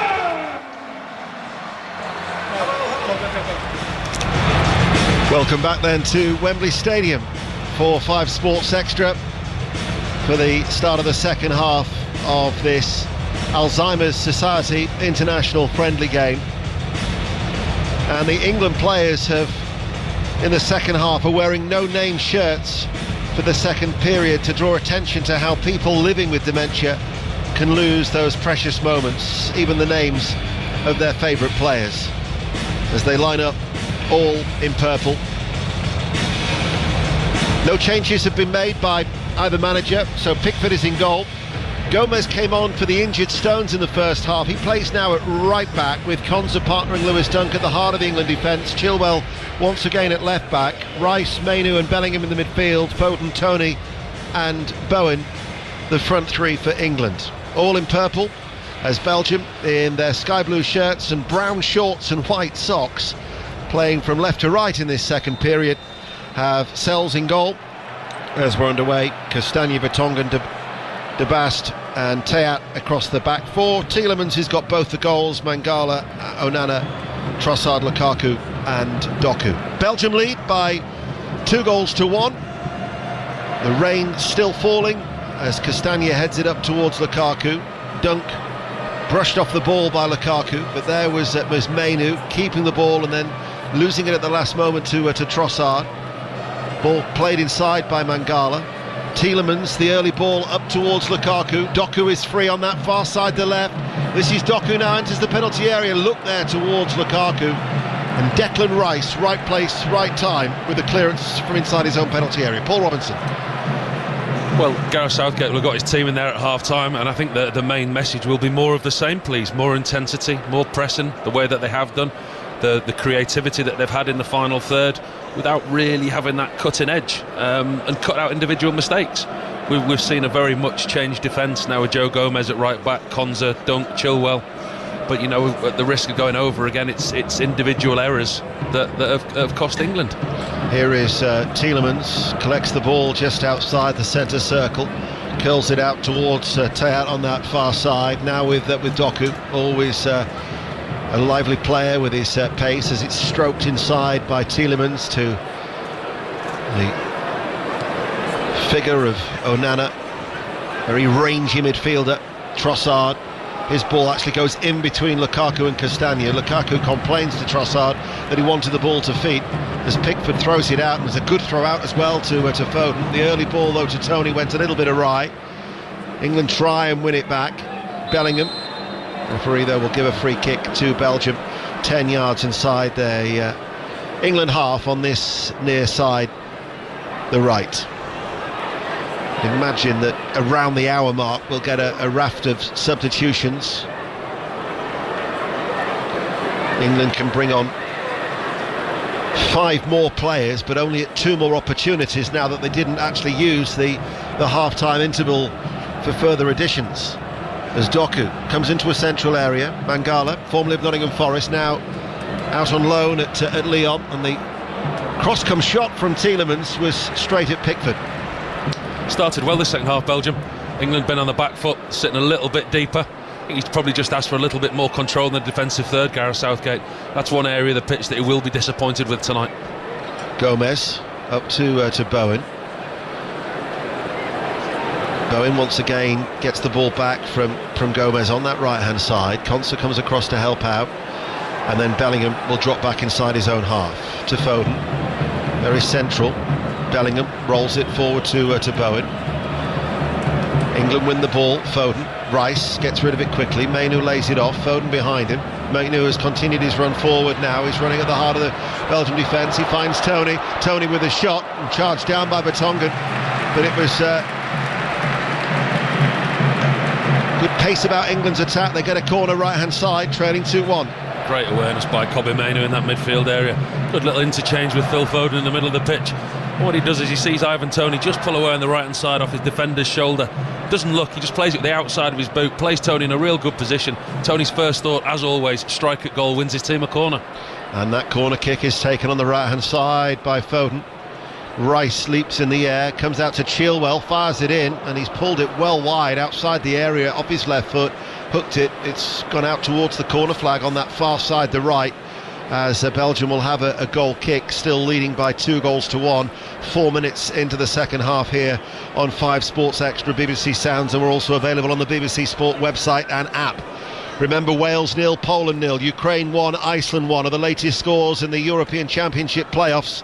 Georgia earlier beat Greece in a penalty shootout. Belgium with Trossard, back to Castagne, Mangala to central defender De Bast, only 20 years of age, the centre-back, 6'2", made his debut against Wales about 18 months ago. just over in fact. The ball is stroked back by Vertonghen to Sells. England once again are poised with the press. Bellingham runs towards the Belgian goalkeeper, to Vertonghen. There's the trigger point for England to go after the Belgian defence. Down the line it goes from Teat, and then to Doku, who tried to wriggle free. Quickly taken free kick by Belgium, and Doku now will carry that ball forward. Strong running by Doku to the edge of the area, and then stopped by Konsa. Loose ball picked up by Lukaku. Lukaku cut out by Chilwell. Only as far as Onana as Belgium pick it up once again. Tielemans on the turn, just outside the area. Trossard. Castagna on the overlap, not required. Trossard will wait. Plays the ball in towards the feet of Lukaku, and England dispossess it away from Lukaku. Konsa brings it out, and then Foden. And they will try and beat the Belgian press on the edge of their own penalty area, up towards Bellingham. That's been a really good game. Really good game. Both teams with intention of winning the game, and both have showed up tonight with tactics, and you can see both managers now on the sideline. The frustration from the Belgian manager when they lose possession, and the England manager tonight as well. He's got a really good performance out of his team in the first half. We've not seen that yet in the second half, and we're only 5 minutes into the second half, but the press hasn't been as high or with as much urgency. They haven't stopped Belgium playing out as much as they did in the first half. Mangala had made the run through. He let it run past him with the dummy. He was thinking that Lukaku was going to be in on that, but Lukaku was flat-footed, and England have the ball from defence, and that was a foul over on that far side on Jared Bowen from Teat, and that will be a free kick to England just inside their own half. 6 minutes into this second period. Thursday night on 5 Live, by the way, the 30th anniversary of 5 Live. There will be a special programme, 30 defining sporting moments, with Eleanor Oldroyd. Something to look forward to later in the week, as that's a sharp turn by Foden, running at the heart of the Belgian defence, to Tony, who gets the shot away, and he hits the side netting right-footed. In fact, it took a deflection on its way through. It'll be a corner kick. Well, that's brilliant by Phil Foden. That just shows the quality that he's got and the quality that he's been showing for Manchester City this season. His ball rotation, the way that he turns in midfield, keeps the ball, plays Tony in. Corner taken quickly. Foden fires it in from the right corner of the area. Stopped by Trossard. Out towards Tielemans, who tries to hit the ball out towards Doku on that far side, but there'd been a foul on Mainu inside the centre circle, which the Austrian referee had spotted, and England take that free kick. Trailing by 2-1, Gareth Southgate's side. Belgium, who've never won in England, they've lost 6, and the only time they avoided defeat was a 2-2 draw in 1964. As England coming forward with Bellingham. Bowen gets it back, pulls it back to Foden, shot blocked. England come close, good opportunity. Bellingham inside the D, lovely little touch there by Foden. Deft little touch towards Bellingham. Nice little interchange. Bowen, Foden once again. This is really good football from England. Bellingham on the edge of the area. Belgium defending deep and in numbers. Bellingham, can he get a shot away? They've got everybody back behind the ball bar Lukaku. Out towards Chilwell. Level with the penalty area on the left-hand side. Some of the little interchanges there between Bellingham and Foden and Bowen. The intricacy of the passing there, the quality that they showed. They pulled the Belgian defenders all over. They didn't know where they were. The movement that Bellingham showed, that Bowen showed at Foden, and the quality of the passes that they had between themselves. Bowen had an excellent game, Jared Bowen. Bellingham forward ball, Foden a central area. This is Mainu just inside the box. Comes out now towards Gomez. He's pushed forward. Gomez stands over the cross. Bellingham with a header. Couldn't hit the target. Should have hit the target. Goal kick. He knows it. He's just gone and kicked the left-hand post with his left boot in annoyance. It's a fantastic opportunity for Jude Bellingham, and you can see the frustration on his face. It's a great ball lifted into the box by Joe Gomez. Bellingham finds himself 6 yards from goal, completely unmarked. All he's got to do is hit the target. He doesn't even manage to hit the target. But there's another worry here for Gareth Southgate, and their build up to that. Kobe Mainu just got caught by Doku on the edge of the box, and he's gone down and stayed down. Thankfully he's getting up now. England's under-21s have beaten Luxembourg by 7-0. Mainu looks to be okay. Gareth Southgate just having a word with his assistant Steve Holland. Kobe Mainu making his first start after that cameo appearance at the weekend. And Sells doesn't want to try and risk getting past the England press, so clears long. Chilwell's header runs away from the England captain. Declan Rice, the 13th different captain under Gareth Southgate, as the ball is hammered away downfield and Bowen will give chase. A number of the substitutes for Belgium are warming up in front of us down below, as England in their all-purple kit, playing from right to left, 10 minutes into the second half, looking for the equaliser, as Foden floats a searching ball out towards Chilwell. Castagne's header is picked up by Bellingham, tries to get away from the shackles of Trossard. He runs forward as the Real Madrid player. Mainu, nice little first touch, gives himself a little bit of time, plays a pacey ball towards Foden, tried to run it through towards Ivan Toney, and it's cleared away by Théat for the Belgian defence. Done a lot more involved, hasn't he, Phil Foden, in the second half? I think in the first half, out the three attacking midfielders, just a little bit isolated out wide. He's obviously taken it either upon himself or he's got the manager's instructions to drift in a little bit to join in, and it's him that's causing the trouble now. He's breaking the lines and he's just done it again.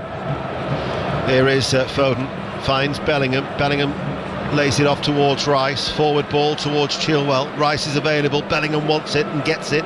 Forward ball to Foden. Foden, the return ball to Bellingham, promising a gain from England. Sliding challenge from Onana breaks up the England attack, and now it's picked up by Trossard. And they can run forward, can Belgium. Castagne's making ground on this near side. Tielemans has spotted him. Finds the Fulham defender. Back inside towards Trossard. This is where Belgium can be dangerous. And Tielemans, who's on a hat-trick just outside the D, passes the ball out towards Doku. Left corner of the area, back inside to Tielemans, the return ball to Doku, comes back towards Doku after his first shot was blocked. Twists and turns, Gomez stays tight, and then the ball goes out of play, and it's for a corner kick. Really enjoyable game.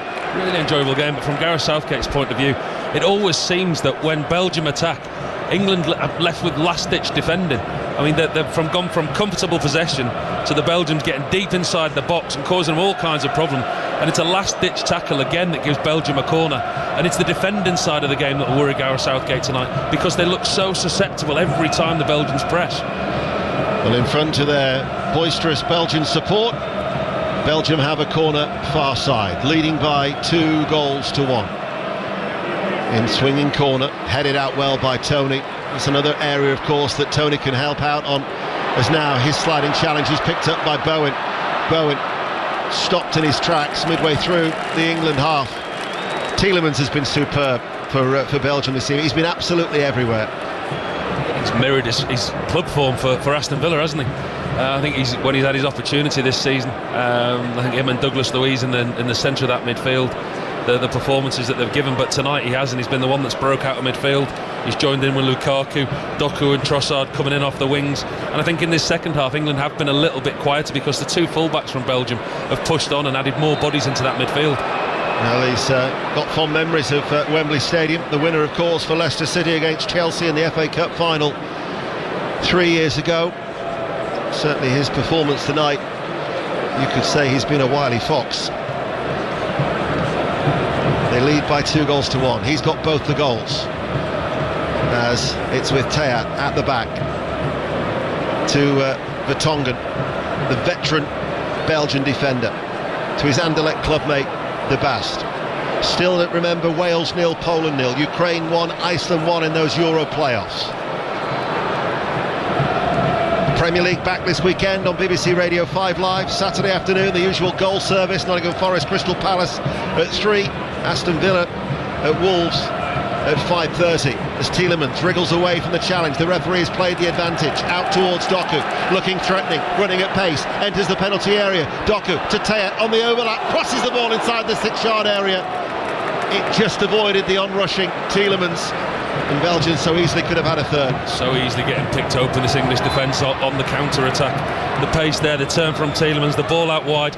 Immediately Doku gets it, he runs at Gomez, gets past him, and yet again it's another last-ditch tackle. When England had possession, defensively they struggled tonight. And after those two games on Saturday, 5 Live's Premier League Sunday, Anfield, Liverpool, Brighton at 2, Manchester City, Arsenal at 4:30, also live on BBC Radio 5 Live. The Belgian supporters are making all the noise in that far corner.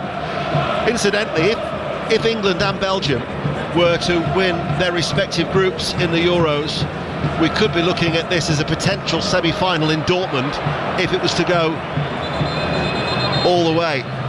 think you take that from an English point of view. Looking at what we've seen tonight, we've seen how dangerous Belgium can be on the break and on the counter-attack.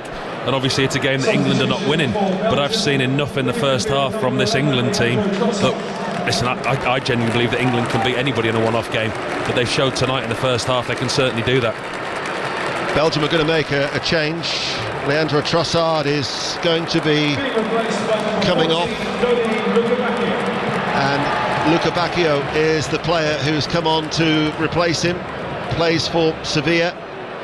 Came on for the last 26 minutes against Ireland at the weekend. Did have that spell at Watford about 6 years ago. Only the one appearance, though, in 2018 for Watford against West Ham United. And his record for Sevilla this year, 3 goals in his 18 appearances. So he has come on to replace Trossard on that right-hand side. And the first of the 6 substitutions being made by Domenico Tedesco for Belgium, who lead by 2 goals to 1. As we have been playing for an hour here at Wembley Stadium.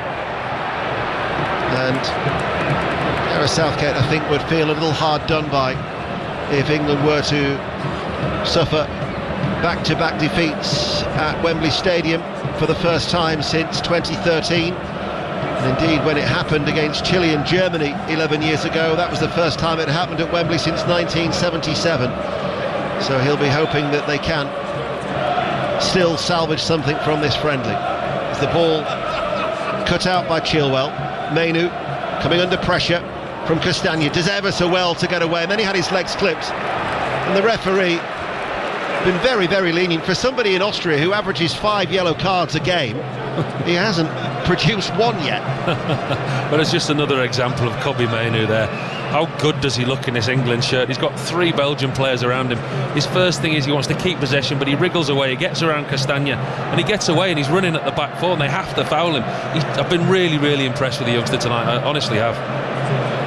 Well, it was easy to work out that he was going to start this game tonight when Jordan Henderson picked up an injury in training yesterday. In fact, Jordan Henderson didn't even warm up with the substitutes despite him being named on the bench. There's Chilwell forward for England on this near side the left, 10 yards in from the touchline. Mainoo's forward ball finds Bellingham. Bellingham looks to link up with Foden, tries to get away.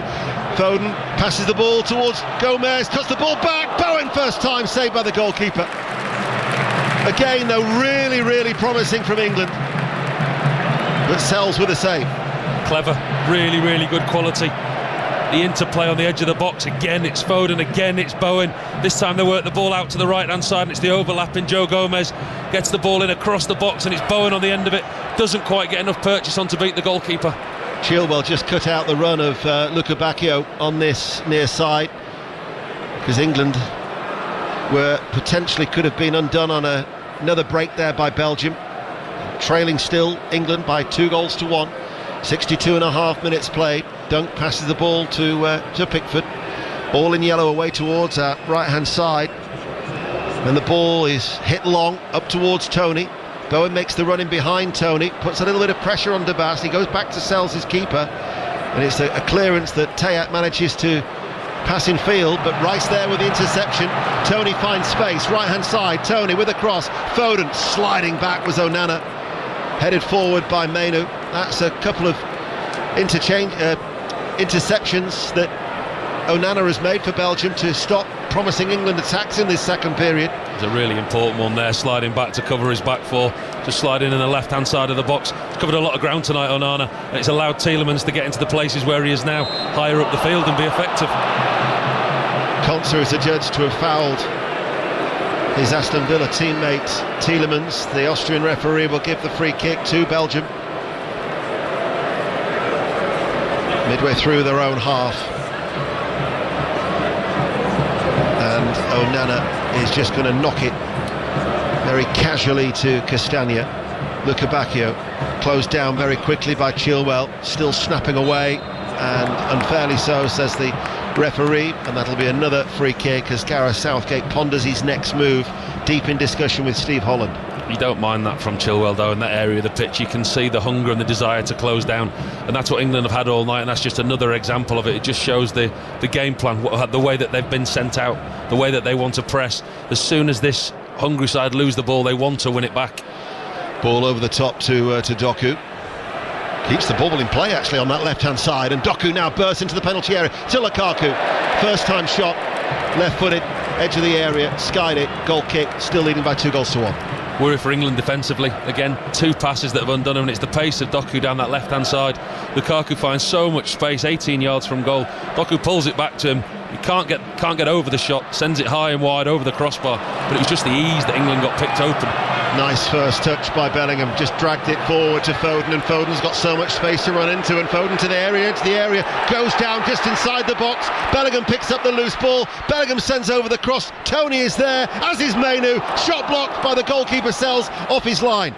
Tony towards Mainu, ball inside towards Tony, on the stretch. Tayat manages to get the ball away. Declan Rice is saying to the referee, was that a penalty? It'll go out of play. Will there be a VAR check? Well, that's one of the best, most unorthodox saves that I've seen. Matt Sells there, he comes and spreads himself in front of Kobbie Mainoo. The ball breaks to him on the far post. It's a great first touch by Tony.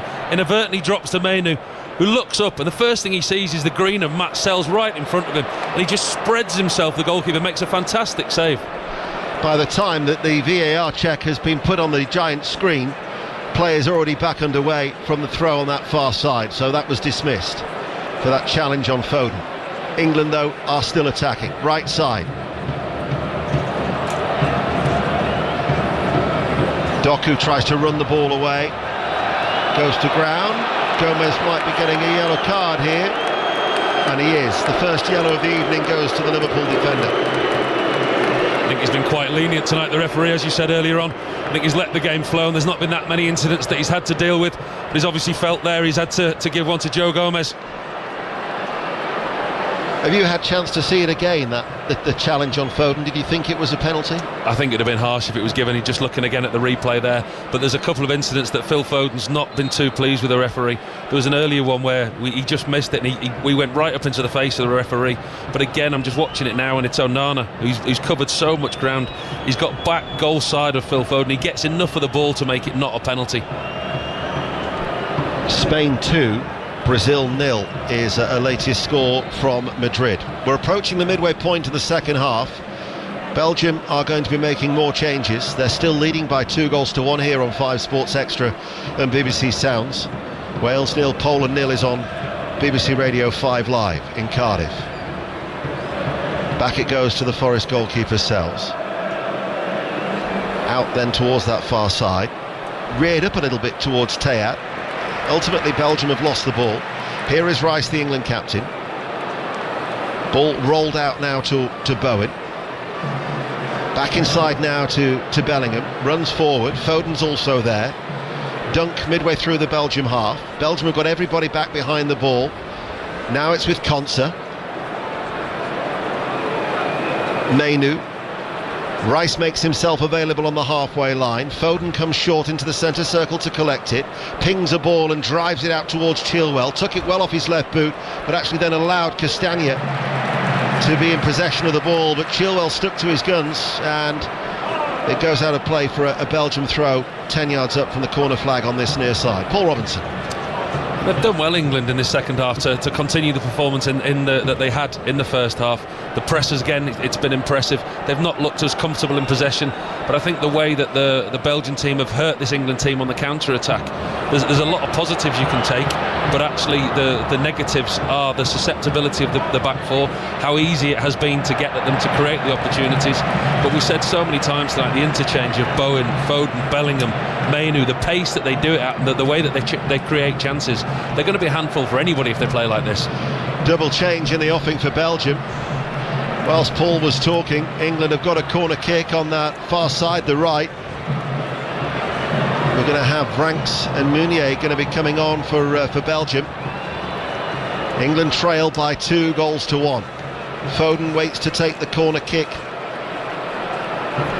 on that far side, the right. Just over 20 minutes remaining at Wembley Stadium. Foden runs up now, curls over the corner.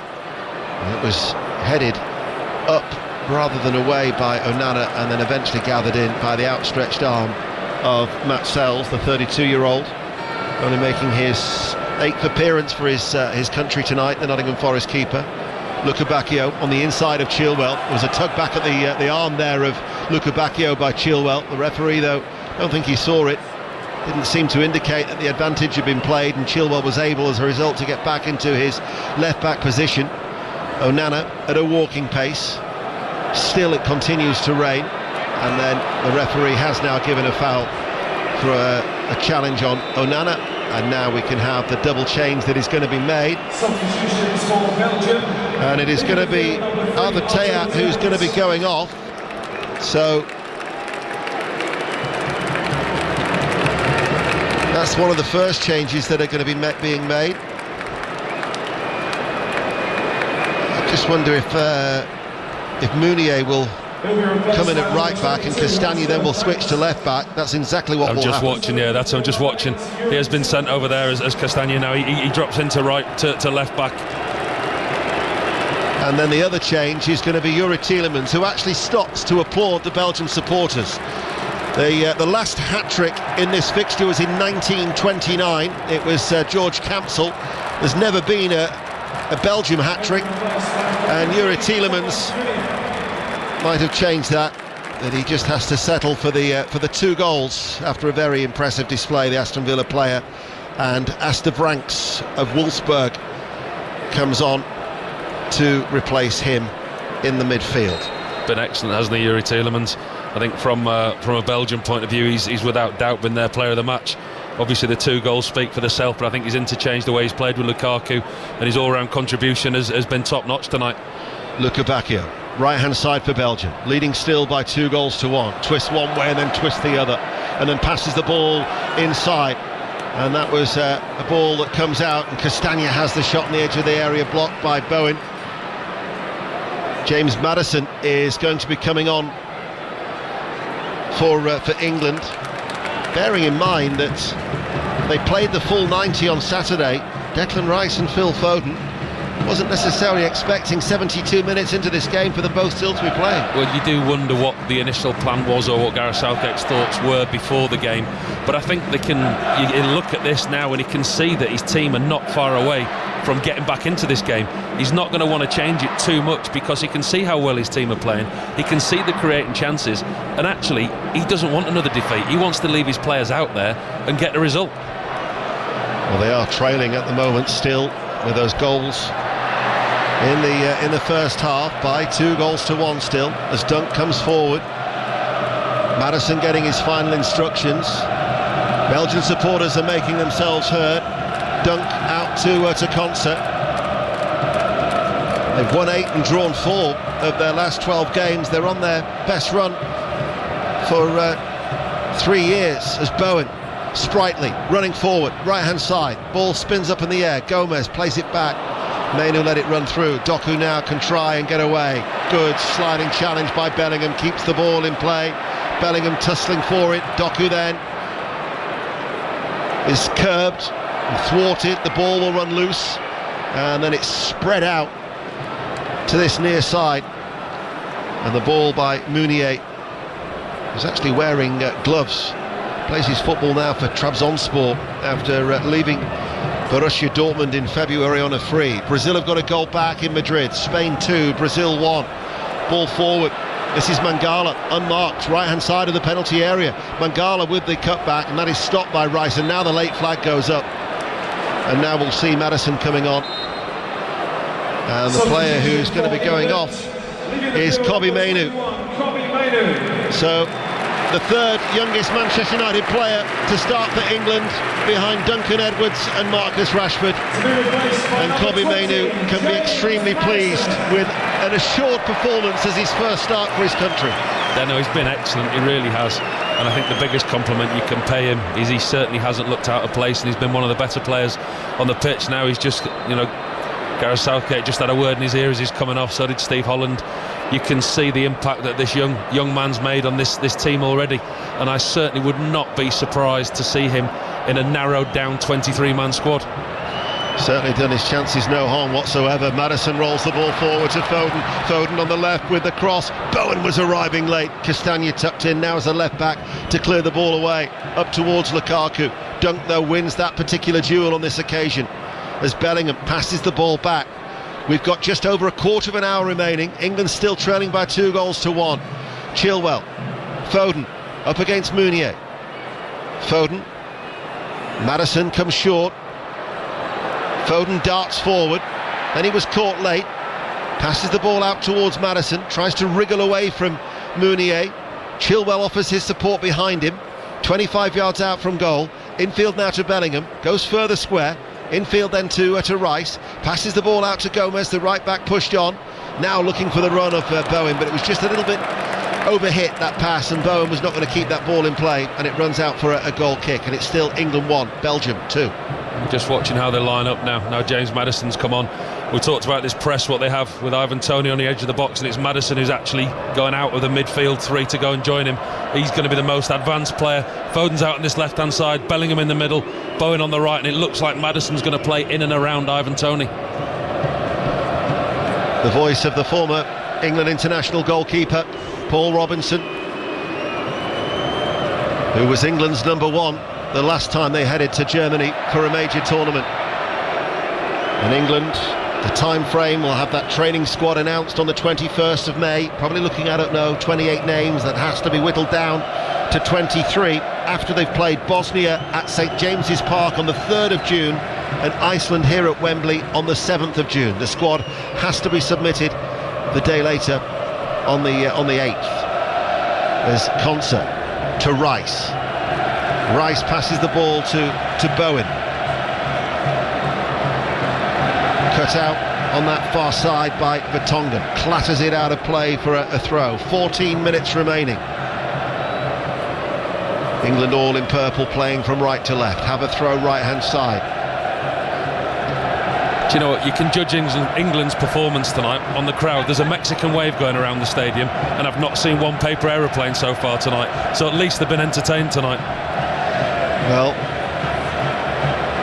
the paper planes, what did Gareth Southgate say yesterday? I'm not a paper plane man. Here is Mangala. Certainly had a number of opportunities of England. Those defensive errors proving costly. They're the errors that they've got to try and cut out. It's a lively atmosphere being helped by those 2,800 Belgium supporters on the far side. But will we see an England equaliser in the closing 13 minutes, Paul? What were the stats there? 62% possession. I mean, we looked at it in the first half and they were near an 80% possession. They haven't been as effective as they were in the first half. That they have dropped off a little bit. I think they are slightly worried about being so defensively susceptible at times, and they know that Belgium have got the pace and they prove that they can hurt them, especially with Doku down that left-hand side. But England's dominance with Rice, with Foden, with Bellingham, the possession that they have in midfield, it's instants like now on the turnover possession, you worry for them. Anthony Gordon, who impressed Gareth Southgate in that defeat against Brazil, and Ollie Watkins are going to be coming on as Luca Bacchio curls in a left-footed cross that is over everybody's head and curls all the way out of play. So these will be substitutes 2 and 3 for Gareth Southgate, with 12 minutes remaining, and attacking changes that are being made. And we'll wait to see who will come off. Imagine Jared Bowen would be one, as England in field to Maddison, waits, Chilwell arms aloft, Bowen just does well, nudges it past his man, Bowen still going, Bowen passes the ball towards Foden, Foden with a shot, off target, dragged it left-footed wide. Excellent play by Bowen, and Foden unlucky. England unlucky, still trailing 2-1. Brilliant by Bowen, really direct, edge of the box, takes 2, takes 3 on, looks up and he sees Phil Foden on the edge of the right back shoulder, picks him out the outside of his left foot in a really good position. Foden looks up, cracks a shot, and he just drags it across the face of the goal. Doesn't quite get it, but again, really good by Jared Bowen, really good awareness to find Foden, and just at the last minute he just snatches at his shot and pulls it wide. In fact, it's substitutes 3 and 4, and this will be, so there'll be no debut for Jared Branthwaite, because this is the third and final opportunity for Gareth Southgate to make changes, and he'll have used them all up. He's only going to use 4 of his substitutes of his entitlement of 6. And that's one thing that he potentially has been questioned for in the past, isn't it? His in-game management and being more reactive than proactive, and the substitutions that he makes in games at times don't affect games. Well, Jared Bowen is coming off, and he's been outstanding, and he's getting a standing ovation from some of the supporters here in the main stand at Wembley. So Anthony Gordon comes on for Jared Bowen, and then Ivan Toney comes off and gets an embrace from his England manager. Ivan Toney on his first start with the England goal, and in particular in the first half did very, very well. So Ollie Watkins comes on, and we have just over 10 minutes remaining. And now Gordon in field to Maddison, returns the ball towards Gordon. Sliding back was Onana once again. So effective. The engine that he's had tonight, the work that he's put in, getting back and making such important tackles, Onana. He's worked tirelessly, box to box. He's made some really important challenges. Chilwell inside, Dunk.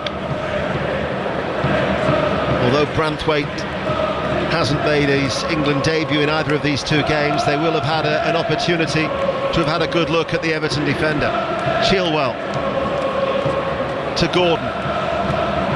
Bellingham with the turn. Twists, sends over the cross. Headed away by Castagna. Acrobatic clearance by Luca Bacchio.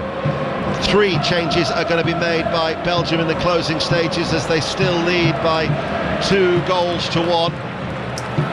And we're going to see Openda as one of them. Wout Faes, the Leicester City defender, is another. And Michy Batshuayi is going to be coming on as well, as it goes out of play for a goal kick. I think Batshuayi for Romelu Lukaku, Belgium's leading goal scorer. 83 goals that he scored in 113 appearances. Batshuayi, who's been prolific for Fenerbahce this season. 21 goals that he scored out in Turkey. Openda, who's been doing well for Leipzig as well. So 2 attacking changes that are going to be made by Tedesco, and Wout Faes as a defender to try and shore things up in the closing stages. It's an example of the squad depth of Belgium, isn't it?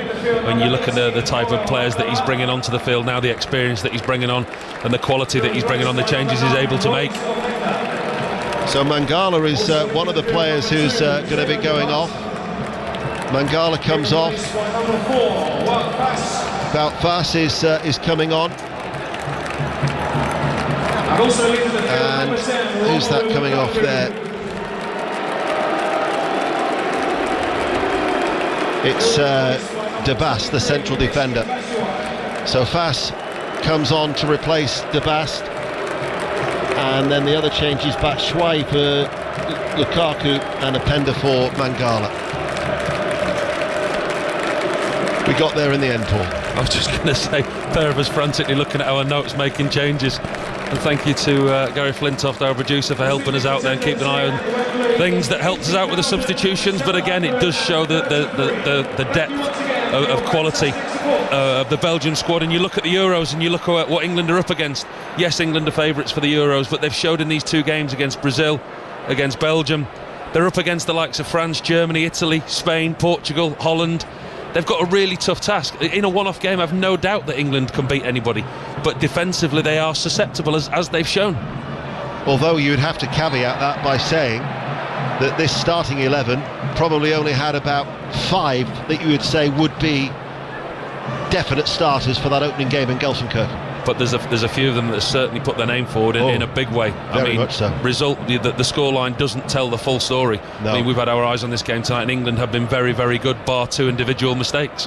Bellingham finds Gordon. Gordon sees a little space, links up, edge of the area, crosses the ball now towards Foden. Foden tries to nick it into the path of Gomez. Rice will win the ball back over on that far side, keeps the ball in play on the right. 6 minutes of normal time remaining. Ukraine have come from behind. They now lead Iceland by 2 goals to 1, and Chelsea's Mudryk has got the goal in Wroclaw that could actually see them clinch a place in Group E to take on Romania, Slovakia and the Belgians in the Euros this summer. So Ukraine lead by 2 goals to 1. The deadlock yet to be broken in Cardiff, as Bellingham tries to stroke it into the path of Gomez. Doku with the interception. makes a diagonal run across his own half, and then Onana passes the ball back. Vertonghen quickly releases it out towards Castagna now as a left back. Just over 5 minutes remaining, and Belgium, who didn't have the best of records against England in the early stages.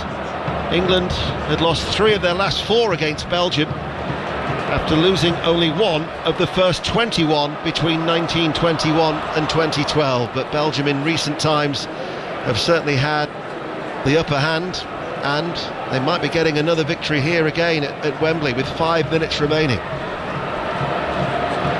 Well, under Dominic Tedesco, the new manager, they're certainly on a winning run at the moment, and they come into this game 12 unbeaten, as you said, and you can see why. We talked about squad depth, we talked about the stubbornness of the defence.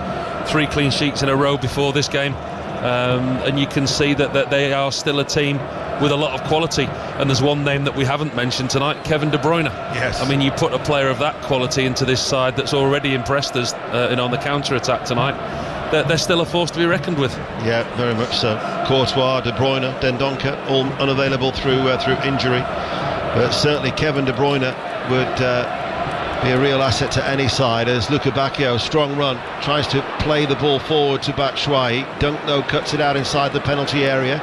Chilwell will run it clear on this near side, then actually stops midway through his own half, about 6 yards in from the left touch line. Bellingham now takes over as he trots his way towards the halfway line.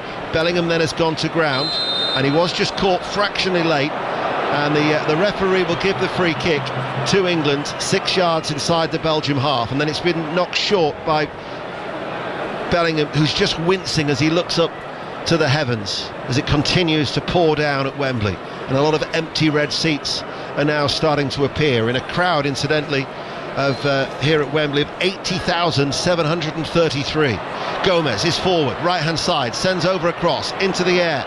Gordon couldn't quite bring it under control. Chilwell is there. Chilwell then runs into a wall, goes down, completely checked outside the area, and they were appealing for something there where for England it was just outside the penalty area, I think, as Belgium out of play it goes for a throw, but Chilwell is lying face down in the wet turf.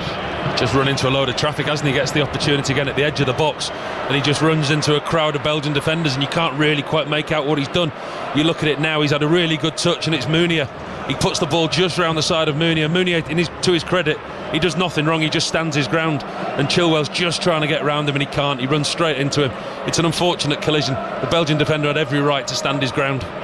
Might have got a dead leg in the process as well. He's hobbling quite badly at the moment, Ben Chilwell. He's going to have to try and run it off. The gloves, incidentally, didn't last long for Thomas Meunier. He's dispensed with those as England have a throw on the left-hand side here on Sports Extra, still trailing by 2-1. And now Bellingham. Germany 2, Netherlands 1. Füllkrug has got that goal for Germany in one of the other friendly internationals elsewhere across Europe. Foden, midway through the Belgium half, holds onto the ball and then eventually passes it towards Rice. He wants to return. Rice, though, hangs on to it, comes forward, does well, does Rice, threads it to Gomez, level with the penalty area on the right hand side. The ball back into to Rice, feeds it back towards Gomez, cuts it back now to Foden. Foden tees up Bellingham. Bellingham with a shot, right footed, blocked by Castagna. It was a good block too. High in the air, it goes almost back towards the halfway line. Where is Declan Rice to tidy things up for England? Same again, England now, they're really dominant in possession. Belgium just trying to see the game out as we get nearer and nearer to injury time, but it's Foden on the attack again. Here is Foden. Gomez with the early cross, cut out by Wout Vass. You mentioned about the Mexican wave. I've just seen the first paper aeroplane drift its way down in front of us as England win the ball back. Here is Foden in the penalty area. Foden couldn't get the shot away. He goes to ground, but Tongan gets the ball clear. England finishing strongly, but time running out. Under 2 minutes remain, trailing 2-1. I think that's a bit harsh. Paper aeroplanes coming down. Like I say, I think it's been a good watch tonight. You don't often get that in friendlies. I think England have played well. There's a lot of positives that they can take from tonight. Defensively, they have looked to be troubled at times, only on the counter-attack. But going forward, you know, you take out the back four, you look at the midfield too, the three and behind Tony. Everyone to a man has been excellent. Chilwell struggling to run. He was only half fit there although he still managed to take out Luca Bacchio. That's what you do if you can't run. There'll be a few managers maybe watching this and thinking, notice Foden hobbling earlier, but that dead leg he's struggling to shake off is Chilwell. He really is feeling the effects of that, but we've got 30 seconds remaining of normal time. England 1, Belgium 2 is the scoreline. England last suffered back-to-back defeats 2 years ago, but here at Wembley it was the first time in 11 years that it's happened inside this stadium, as Rice puts pressure on Onana, and there was just a little bit of a late challenge, and Onana goes to ground and gets the free kick from the Austrian referee, and Maddison has been booked for dissent. Been very good tonight, Onana, in that centre of midfield. I said before about his work rate, the amount of ground that he's covered, the important tackles that he's put in, and there's just a little coming together between him and Declan Rice. Just after Declan Rice just nibbled at him there, give away the free kick, the pair of them have been walking around for the last 20 yards head to head. Vertonghen passes the ball out to Castagna. England again with a press, with a turnover, and now with Bellingham, passes the ball back towards Rice. Rice infield to Bellingham.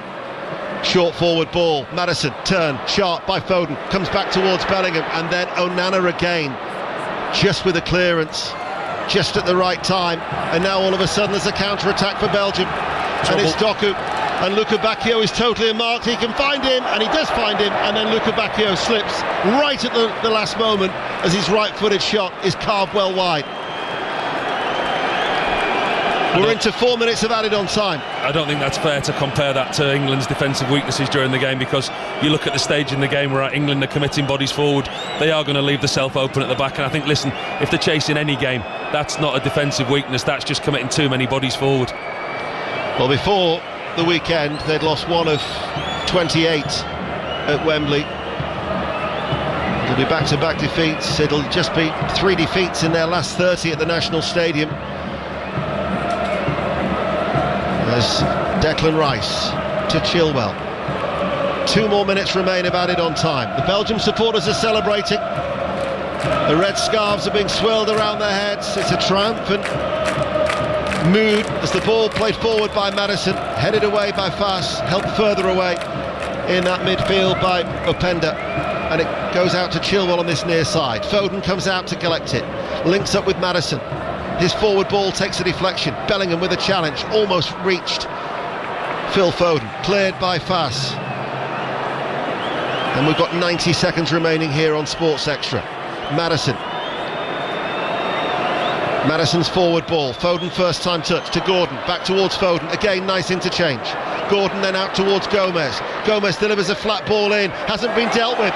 This is Bellingham with a chance to try and get something, and he shoots left-footed, and it takes a deflection and it loops agonisingly over the top for a corner kick.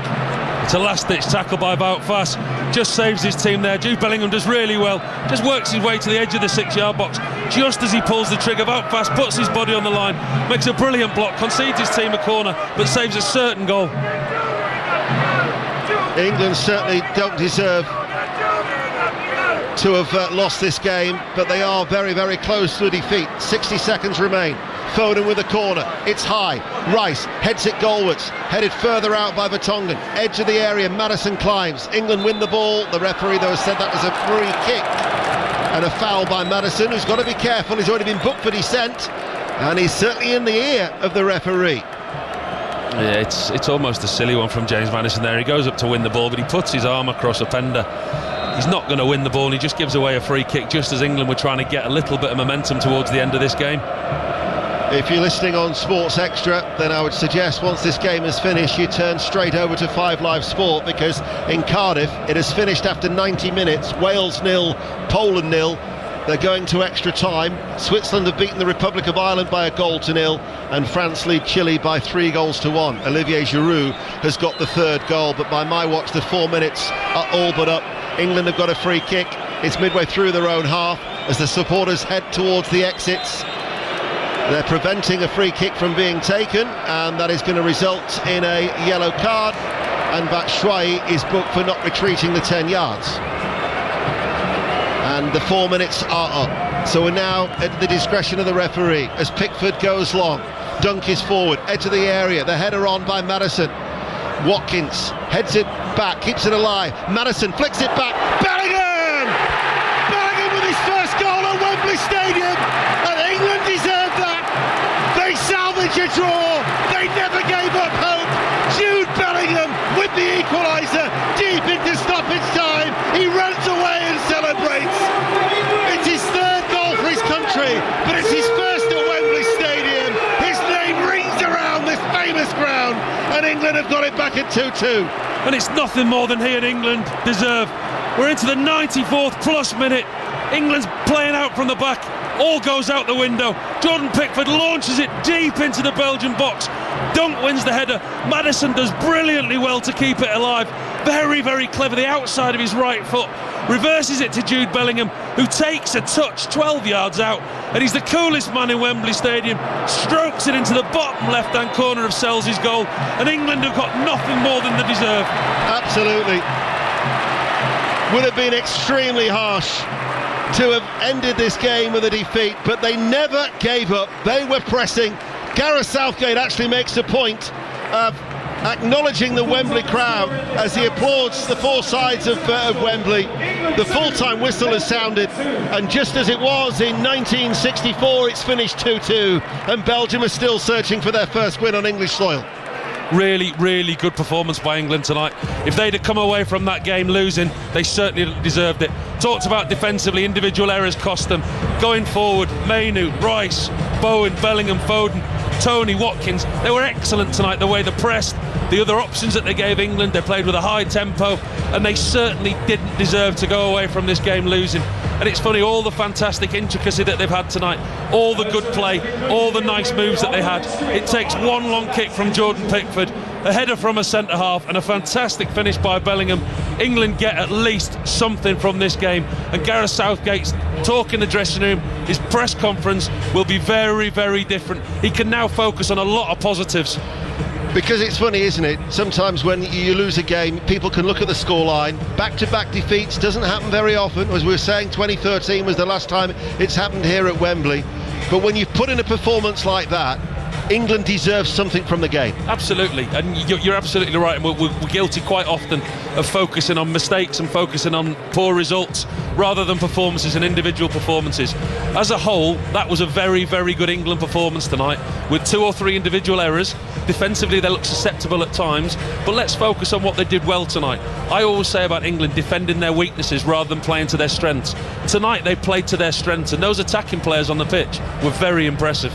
If I asked you who your man of the match would be, you'd have a number of candidates. Absolutely, and they're all in the forward areas for England. Mainu, the way that he looked, he looked completely at home at this level. Jared Bowen, I thought was excellent. Jude Bellingham. They had a number of players tonight who will have impressed the manager. Not often do players who are on the fringes come into a team, get given an opportunity and take the chance. There's a number of players out there on that pitch tonight that did.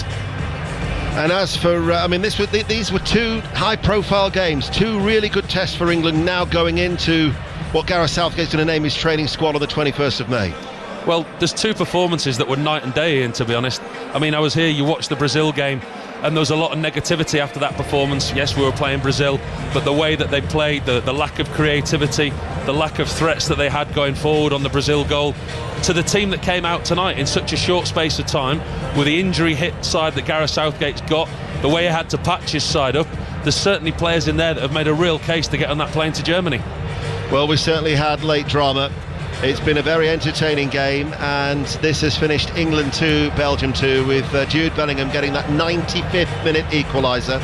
And if you want more drama, then I suggest you retune, whether you're listening on BBC Sounds or indeed on the good old wireless, to 5 Live and 5 Live Sport, because they've just started extra time of Wales 0, Poland 0 in that European Championship playoffs. The commentary of that is now on 5 Live from Cardiff. But thank you for listening to our coverage here on 5 Sports Extra. Don't forget, at the weekend, more live football.